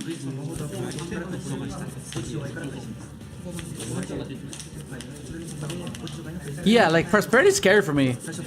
Like if you play a linear build, like yeah, I guess that's fair. You can afford to, but like I feel like the deck is consistent enough to where you don't need to like, you know?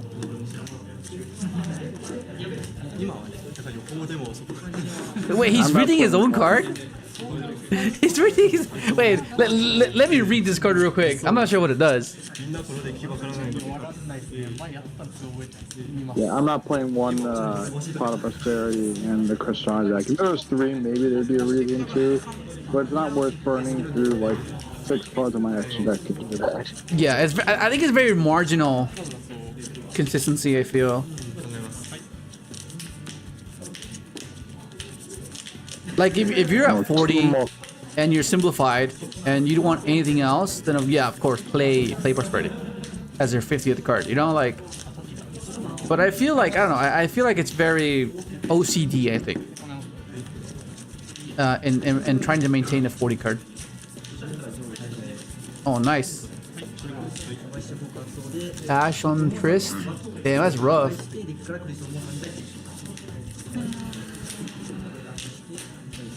Tactics? Is he gonna take or draw?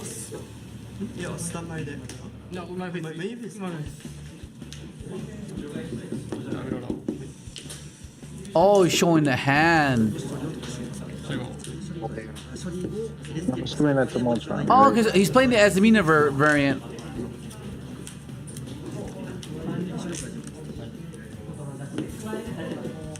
Oh, he's gonna go activate, chain. How does he bridge though? So I'm concerned.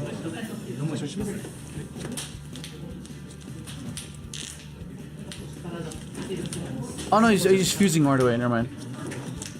I thought it was Deception for some reason.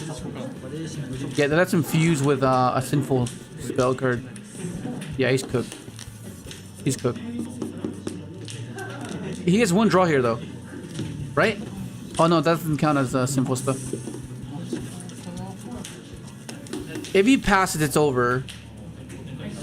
Yeah, if he passes, it's over. There's no way he survives this.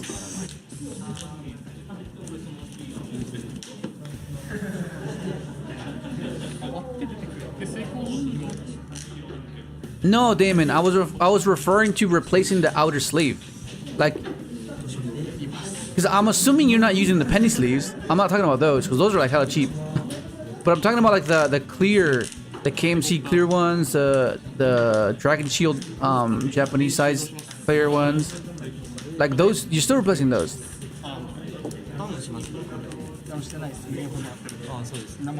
So it goes battle phase attack.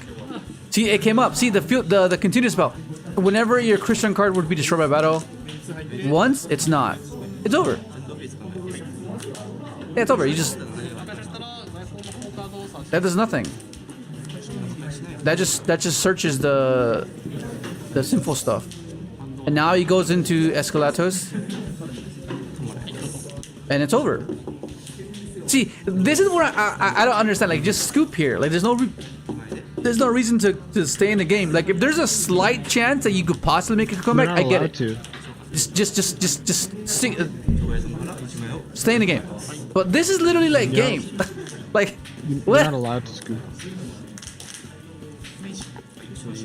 In the OCG, I'm pretty sure you're not allowed to scoop. Wait, what? No, you're allowed to scoop.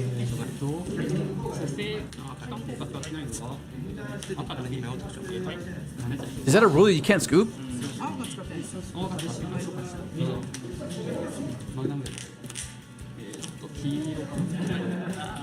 They are forced to stare into the face of death.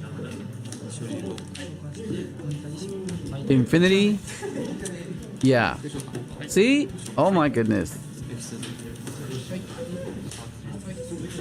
Yeah, like what can he draw, man? Like what can he draw?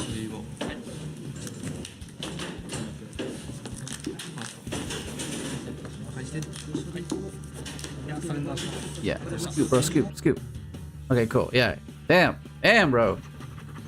What do you reckon? Don't know. Yeah. And especially in the mirror match, the impact. Oh my god. That's the funniest thing I've seen all week. No notes. Who would do Aussie that to a ads, dog? bro. Looks like a Aussie dog I'm doing ads. great too. Gina Smith, this is. Okay, here we go. Game 2. Oh, this is Fiendsmith Azamina Crystron. Unless I miss, because he was playing Crystron, right?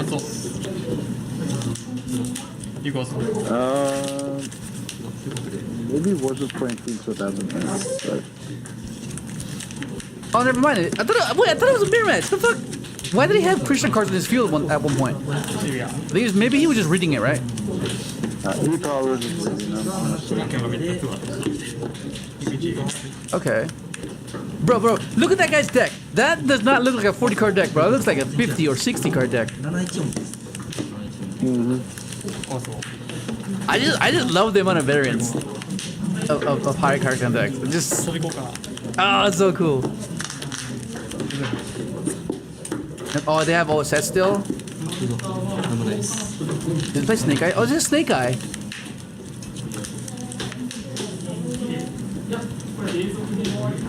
Fire versus water.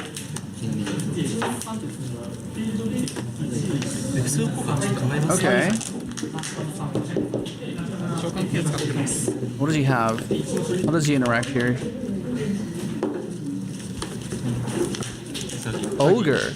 Ogre in the Ash, okay. So they just have to pivot into Princess, maybe? Yeah, they just gotta find a way to get enough. But then they lose an Imperm. So that's probably why Ogre here is fine, because he knows that if he gets to...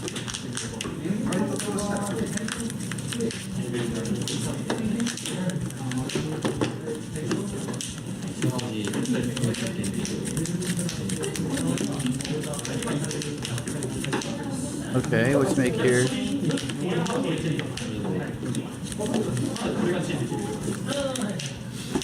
Sequence. Place. Sequence effect. Imperm. Bell. That's cool. Bell. Okay. Okay. One more body gives you a princess. Princess revive. Ash.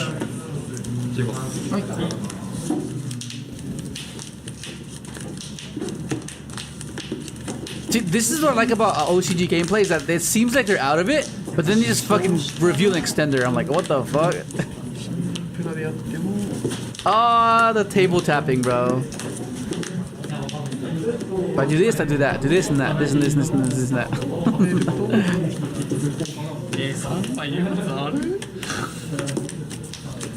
Yo, what about here? Starting to get a little bit late for me, so I'm Alright, Nick, you have a good night, buddy. Alright, take care, guys.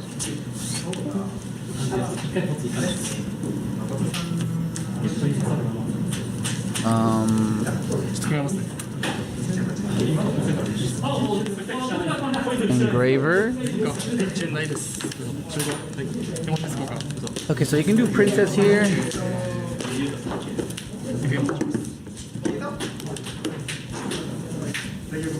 Princess revive the ash. Effective ash. Summon. Yeah, princess. Yeah, revive the ash. Ash effect. Go for flame birds. Yeah, he needed another imperm for this princess to not get cooked here.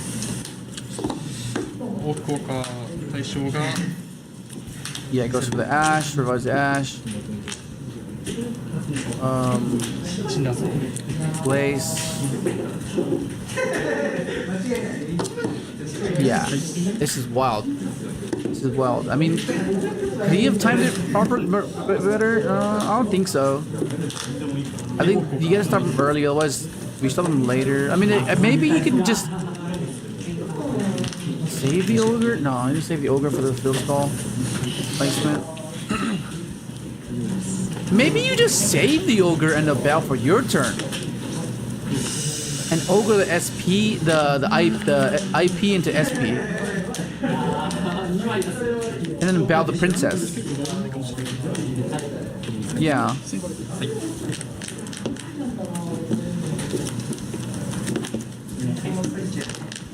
Yoda Master? Oh no, I couldn't find it. I couldn't find the list. I was looking through my streams and I couldn't find it. I thought I messaged you. Did I message you? Phoenix. Yeah, I think it would have been better to save the ogre and the bell for your turn. But I get it. Like sometimes you just want to see if it works. But when it doesn't work, that's where like, I just went minus. They still got to where they needed to go anyways, you know? Is that Silhouette Rabbit? On the IP, yeah. Yeah, the Crystron testing was cool. We figured out a list and we figured out a combo. That it's ready to go.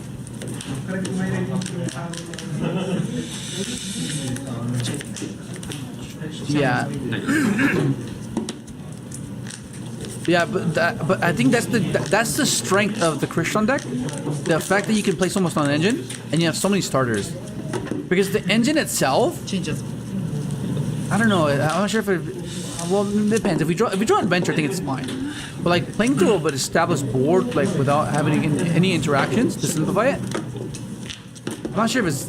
I mean, maybe I guess maybe, but I would rather have like a bunch of hand traps to simplify it and top like a pair top and then follow it up with inclusion.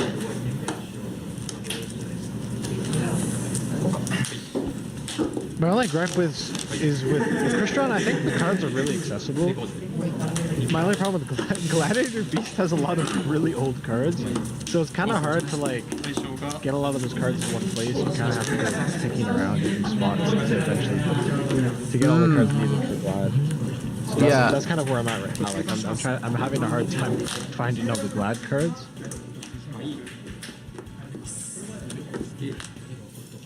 Yeah, that's what I'm gonna struggle with. But I think they'll just end up dropping unless someone finds a list that's insane, you know? Well, no, it's just that they're hard to find because a lot of them are pretty old. Yeah. Surely they'll reprint them in the next rarity. Oh, Apple's. Oh my God, Apple's legal still in OCG? That's wild. Yeah, there's no way, unless he draws droplets and tactics alongside a bell. I'm not sure how he does this. Oh, the table tapping, bro. The table tapping. Let's tap. Let's tap.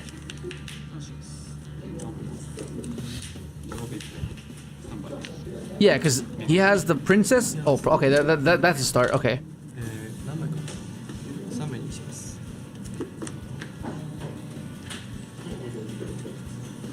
Third. Yeah, and Baron, that's wild. With Brilliant Fusion and Block Dragon, that is why Gem Knight is meta there. That's insane. Block Dragon. Yeah, that is true. Gem Knight is getting results in the OCG. Only oh, he bashes 3. Okay, reveal. Come on. Breaker, breaker, breaker. Duster? No. I guess Duster takes care of the back row. Takes care of the field spell. But then that leaves 2 cards to his name, which I doubt. Like unless no, not even that. Wait, he doesn't have a fire on field, does he? He actually might be able to do it then. If he has droplets and smiger, it's possible. Wait, doesn't that is that the negate?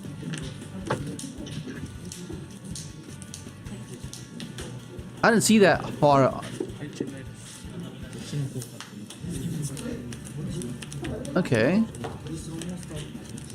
Is that glary fusion? Is that the negate? I can't tell.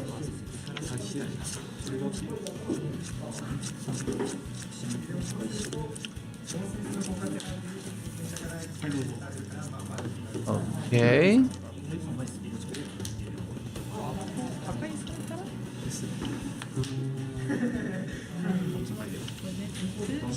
So he has 2 cards left in hand. I'm watching this match with you, so this is us watching it together. Hopefully he wins game 3 because I don't see him winning game 2. Also, Reverie is super unfair with Crystron. Sometimes you just... Oh yeah, we can main deck Rivalry, huh? we have so many machines.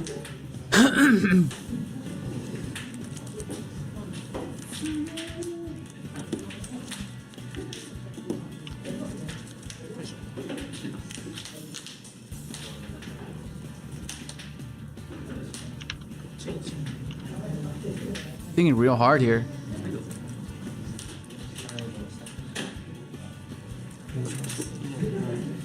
Yeah, okay, that is the Omni then. Yeah, that's the Omni.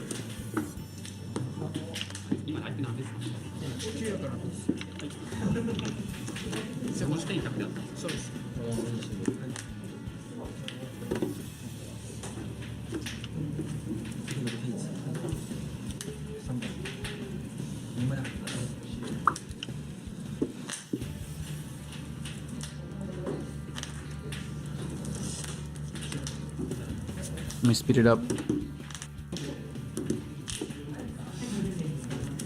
Do it! Do it, bro! Just do it! Just freaking at it! What the hell? Bro! What the fuck? This guy's killing me, bro! What's he adding, bro? So much contemplation, bro.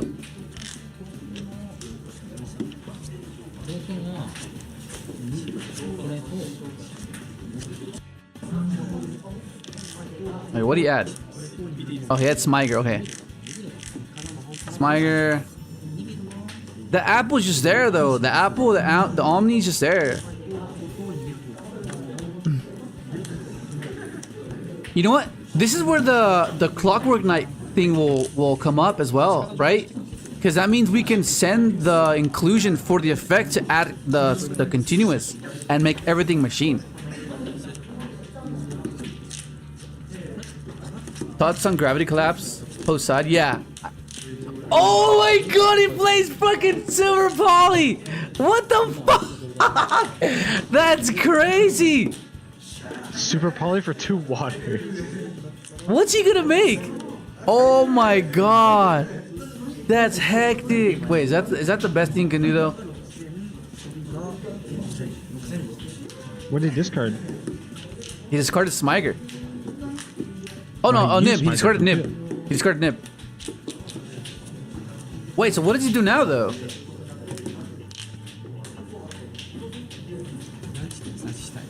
He just negates this and you lose. Yeah, he just negates that.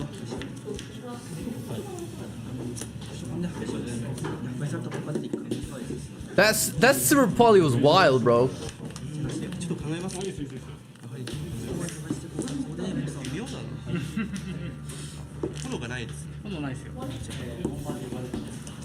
I guess one thing, if you do play the Clockwork Knight, you can play Super Poly if you play it like...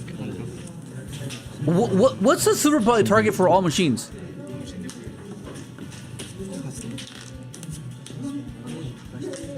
Is there a Super Poly target for a lot of machines? 'Cause that'd be crazy. That would be crazy. Think about it.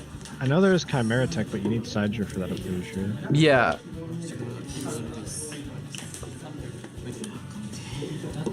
Okay. I mean, he cracked the board. But I think he has... What does he have? Does he have OSS Engrave? If he has OSS Engrave, it's over. Okay, he turned into a grind game now. Assuming there's no OSS in Graveyard. Oh, but it's Engraver though. Engraver summoned back.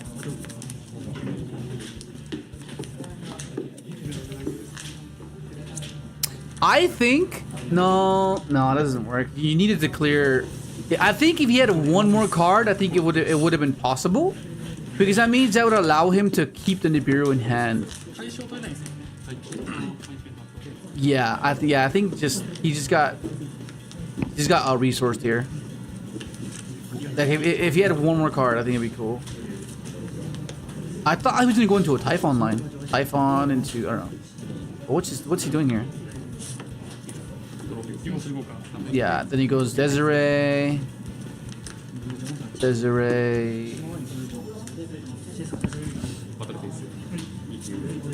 Yeah, Desiree. Oh no, there's that. What's that one? That's the one that revives, right? That's the one that's banned here, right? Yeah, Lacrima is banned. Yeah, Lacrima. Lacrima? Cream. Okay. What does he do? Caesar here? Attack.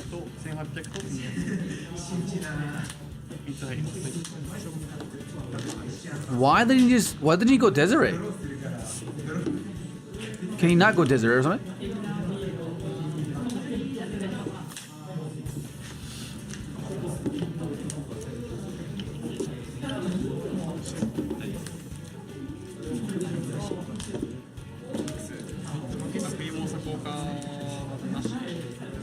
Oh, Phoenix Pop?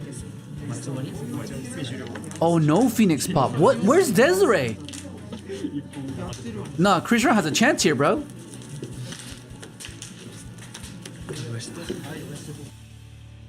Oh, he scooped. What the fuck? Damn, man, he fucking rat. I thought I was gonna make a comeback. Okay, fair enough. Come on, water. Water Synchro, bro. Oh man, he has. Okay, so yeah, the guy on the left has Ash. Okay. Okay, reading.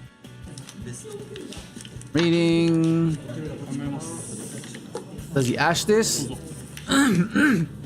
See, this is where it's cool. Because remember how I mentioned earlier? If you have two cards that lose to Ash, one of them's gonna resolve, bro. One of them's gonna resolve. But then if that card loses to Imperm, then okay, fair enough. Okay, that's cool. That means that can chain, and for the at the very minimum, you have a Dragster. Dragster paired with a Veiler or an Ash or an Imperm or even include. Oh, yeah. He's ashing the dump for sure. There's no way he's not ashing the dump. Bro, look at this.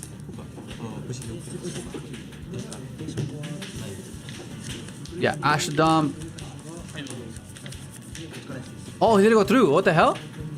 Maybe he ashes. What is he? Oh, maybe he's waiting for TRYSTALLOS. Maybe. Yeah, I think he's waiting for TRYSTALLOS pop to summon two, and he's gonna ash there. I think. What up, Brookazoid? Welcome, buddy. We tested CRYSTRON today. I timestamped it so you can look back at it if you want. Normal summon a new level 2 and set rivalry and the trap and it's GG. Yeah, it's pretty insane. That's uncrafted. Yeah.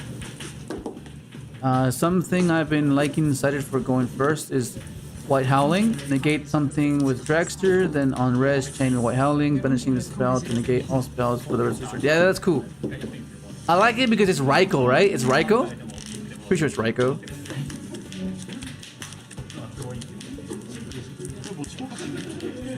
I don't know why my camera looks so dark today.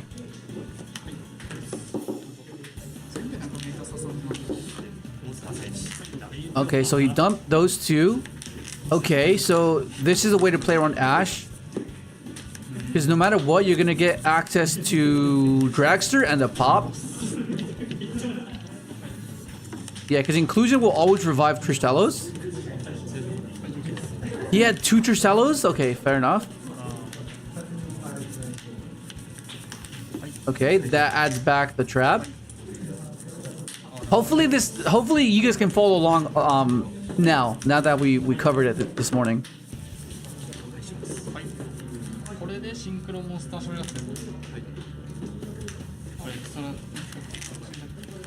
Okay. Oh, what? He's just holding that Ash. He might be holding that Ash for a maxi. That's probably what he's holding it for. Because he knows that, yeah. Okay, it's familiar. Does this look familiar? Yeah. Let's go, buddy. Infinity.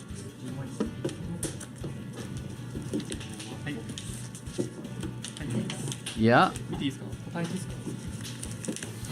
Yeah, Ash is cooked here. That's wild. Reborn. Make Dragster here, and then make Dragster on his turn. So double Spawn Trap Negate alongside Omni. Let's go.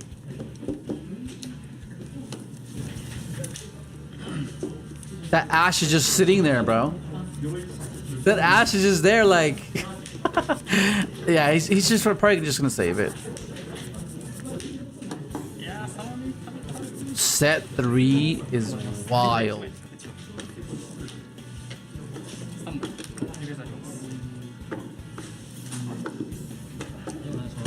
That's crazy.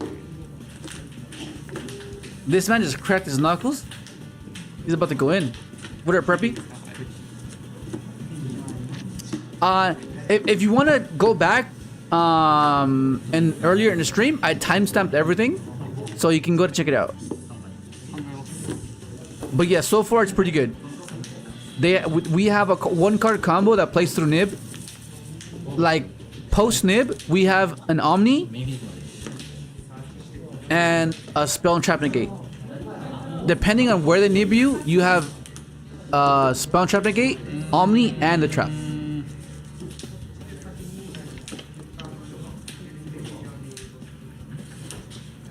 What up, Wacko Flacco? I started playing Yu-Gi-Oh after Crystron Hulk was banned. Why was it such a problem back in the day?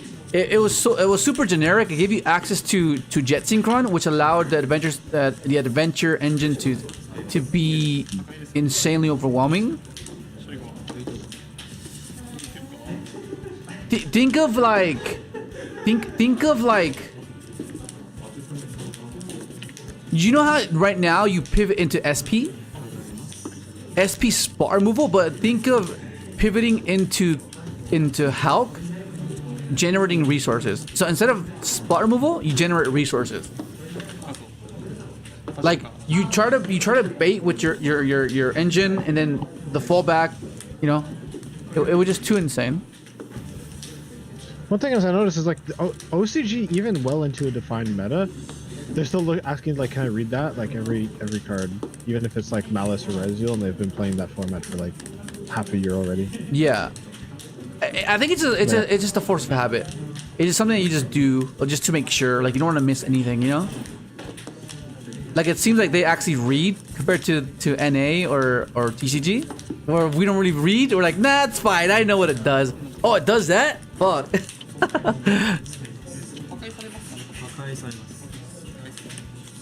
Okay, negate. Duster.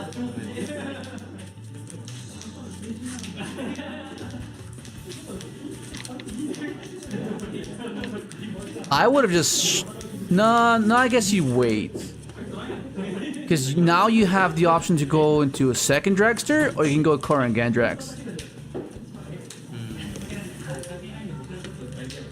So he's choosing to negate, to save his negation for something else. Called by on the witch.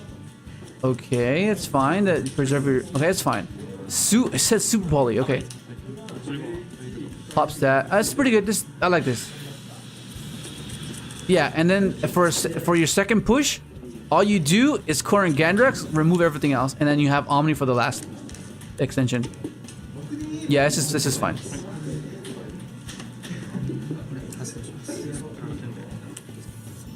There's the Ash. Wait, did he already use Infinity? What did he get with Infinity?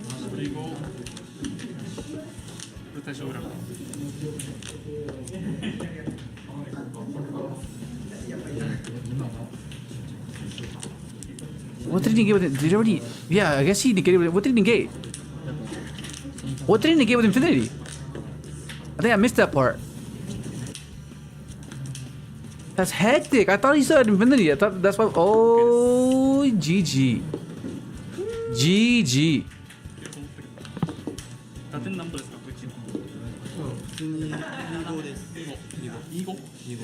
Oh, he negated Witch. Okay. Oh, okay. So he didn't Valor Witch because he was scared of a droplet.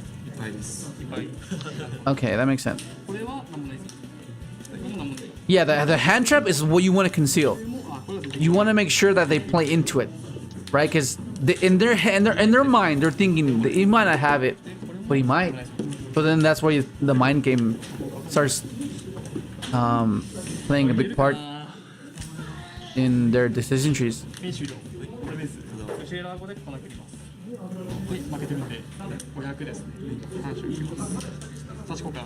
should have brought out the second Traxxer before Dusk. Yeah, I think he was. No, I think he was more so valuing the Koran Gandrax, right? That I think that's what it was. I think he felt that getting rid of like multiple bodies would just end this turn, compared to just stopping a spell trap that might or might not end this turn. You know what I mean? Kind of like the whole thing we were talking about earlier, how an Omni or a negation has to be timed properly, but if you time it wrong, then you get punished. Whereas Koran Gandrax, you just allow the sequence to resolve, let them play on, let you know where this is going, and then finally you go BAM! Koran Gandrax. Finish everything.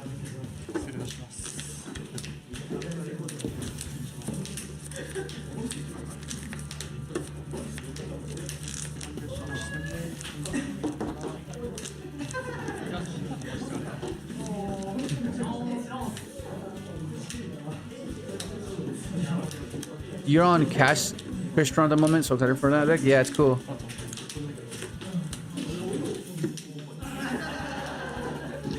Alright, I'm gonna head out. Alright, Nick, bro. You have a good night. Peace out. Yeah.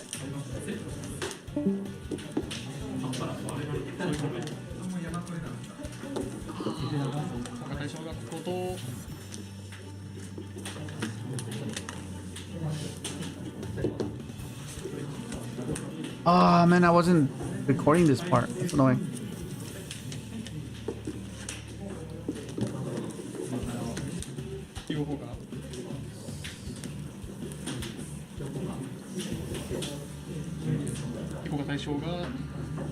Damn.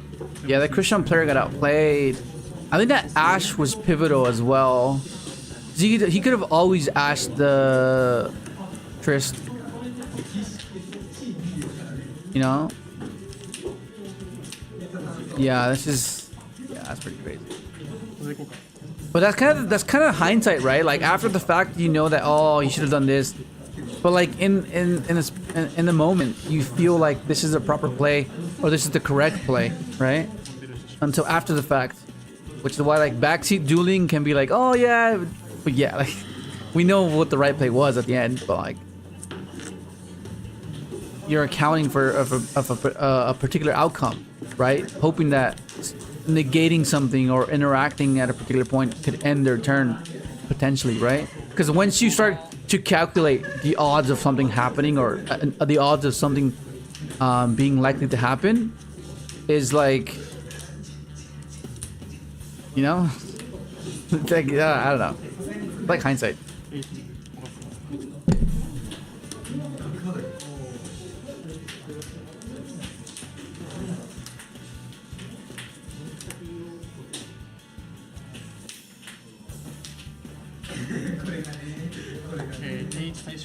Exactly, Mello. Exactly, yeah. SP. Yeah, S is not looking great.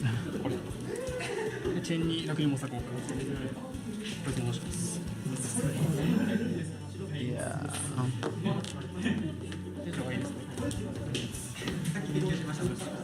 Hawk would be nice. Hawk would be nice if it came back. If the errata was you're locked into Crystrons or you're locked into machines. You're locked into anything that the current Crystrons lock you into. That would be pretty cool, I think. It'd be awesome.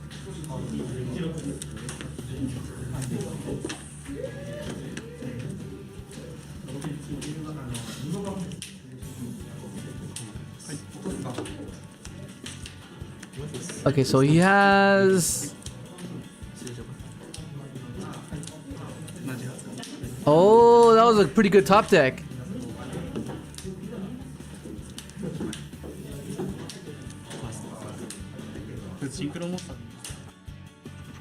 Oh my god! What do you reckon? See, this is where I like impact. Because impact can protect from targeting, which is insane.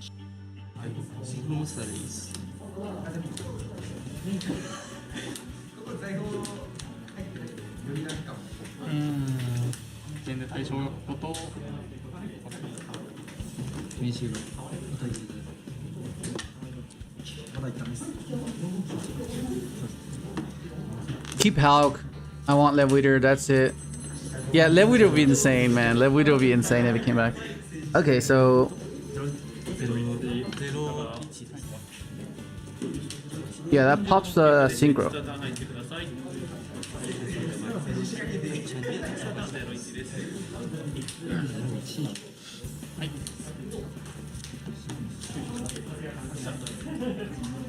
Wait, what's happening?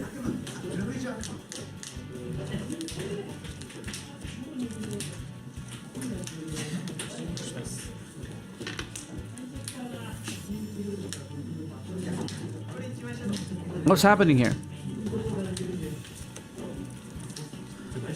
Oh, SP's banishing Dragster. Okay. Okay, so new chain. Escalados adds back a card.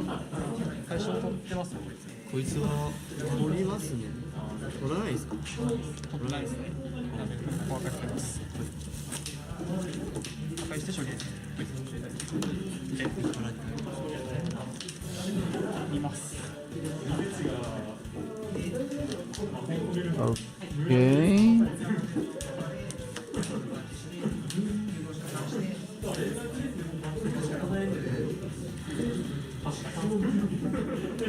Oh, does Tris not target? That's why he popped it? Is that what's happening? I don't think Tris targets then. That's what happened. See, this is what we want, bro. This is the type of gameplay we want. Like, you don't want to just outright lose. You want a chance to stay in it.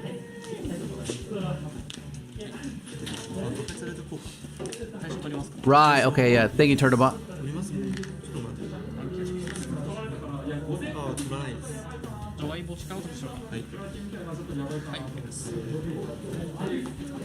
Okay, and then yeah, this is cool. I like this.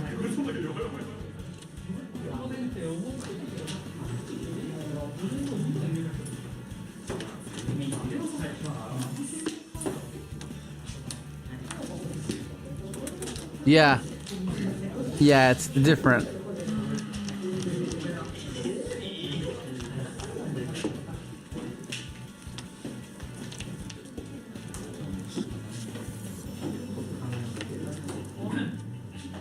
But what does he make now, though? Because he's still locked into machines. I'm just trying to see his infinity's burnt.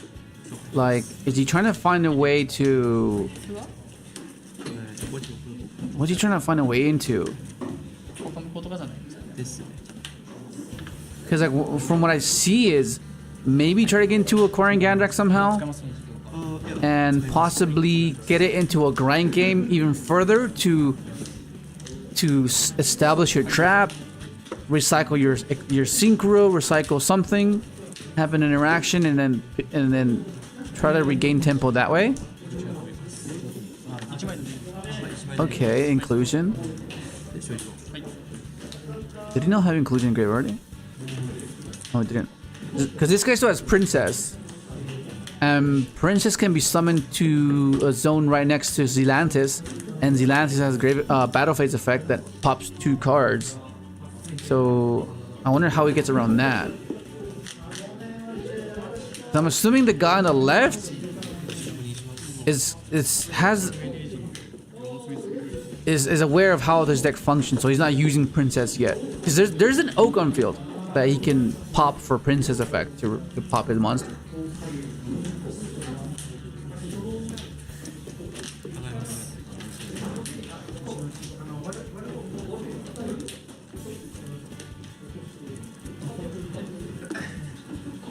Okay. What's this guy doing?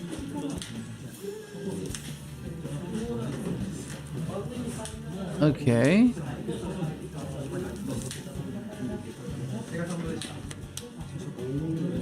Just getting it ready.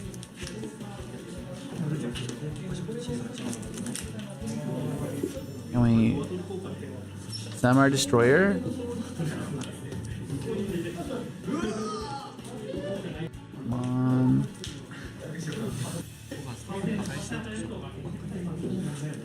Oh, okay. That's cool. Pop that, revive this. Now does he trigger anything here? He has 1 tuner. Like if he takes that tuner away, but then he still has Smiger. Smiger, if he has another Trystallos in deck, he can summon that from deck. But I think he just, what was he waiting for?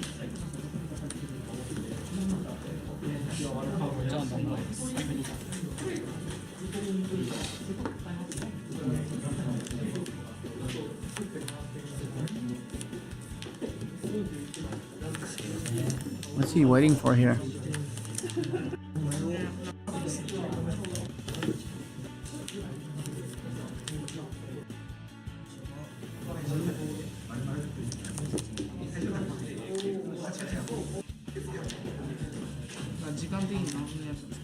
Oh, he plays a Matrix.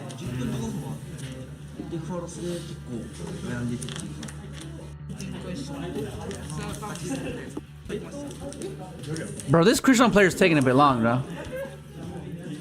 1 to 5. Okay, push everything in defense position. Okay. What can he do though? He might be out of gas. That's probably what it is. Oh, he's crashing.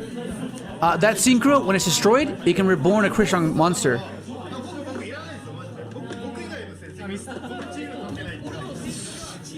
Okay, Trystallos.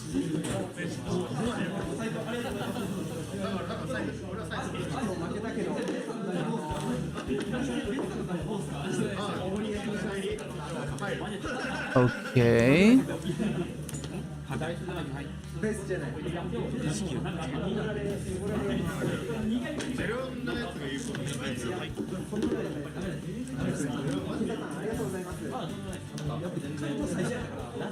Yeah, it's not a bad 5.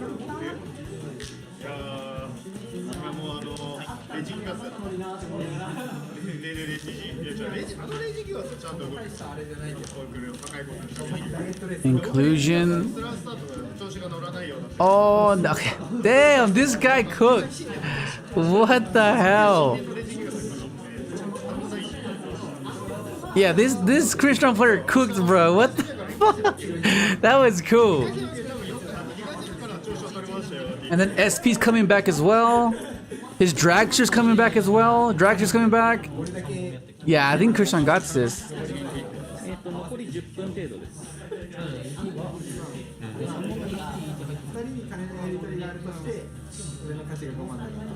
See, I can appreciate that. I can appreciate gameplay like that. Like, that's insane. Like, and then you get those people saying, "Oh, but if he knew this." Oh my god, I hate that, bro. I freaking hate that. Oh my goodness.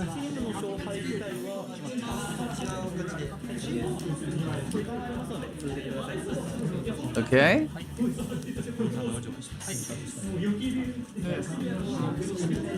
Yeah, I think Crystron's got it, bro.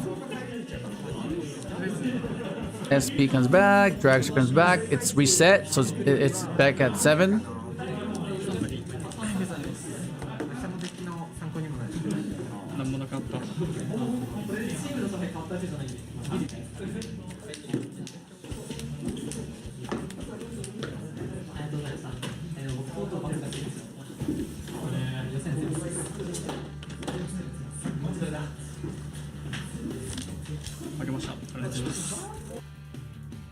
Yeah.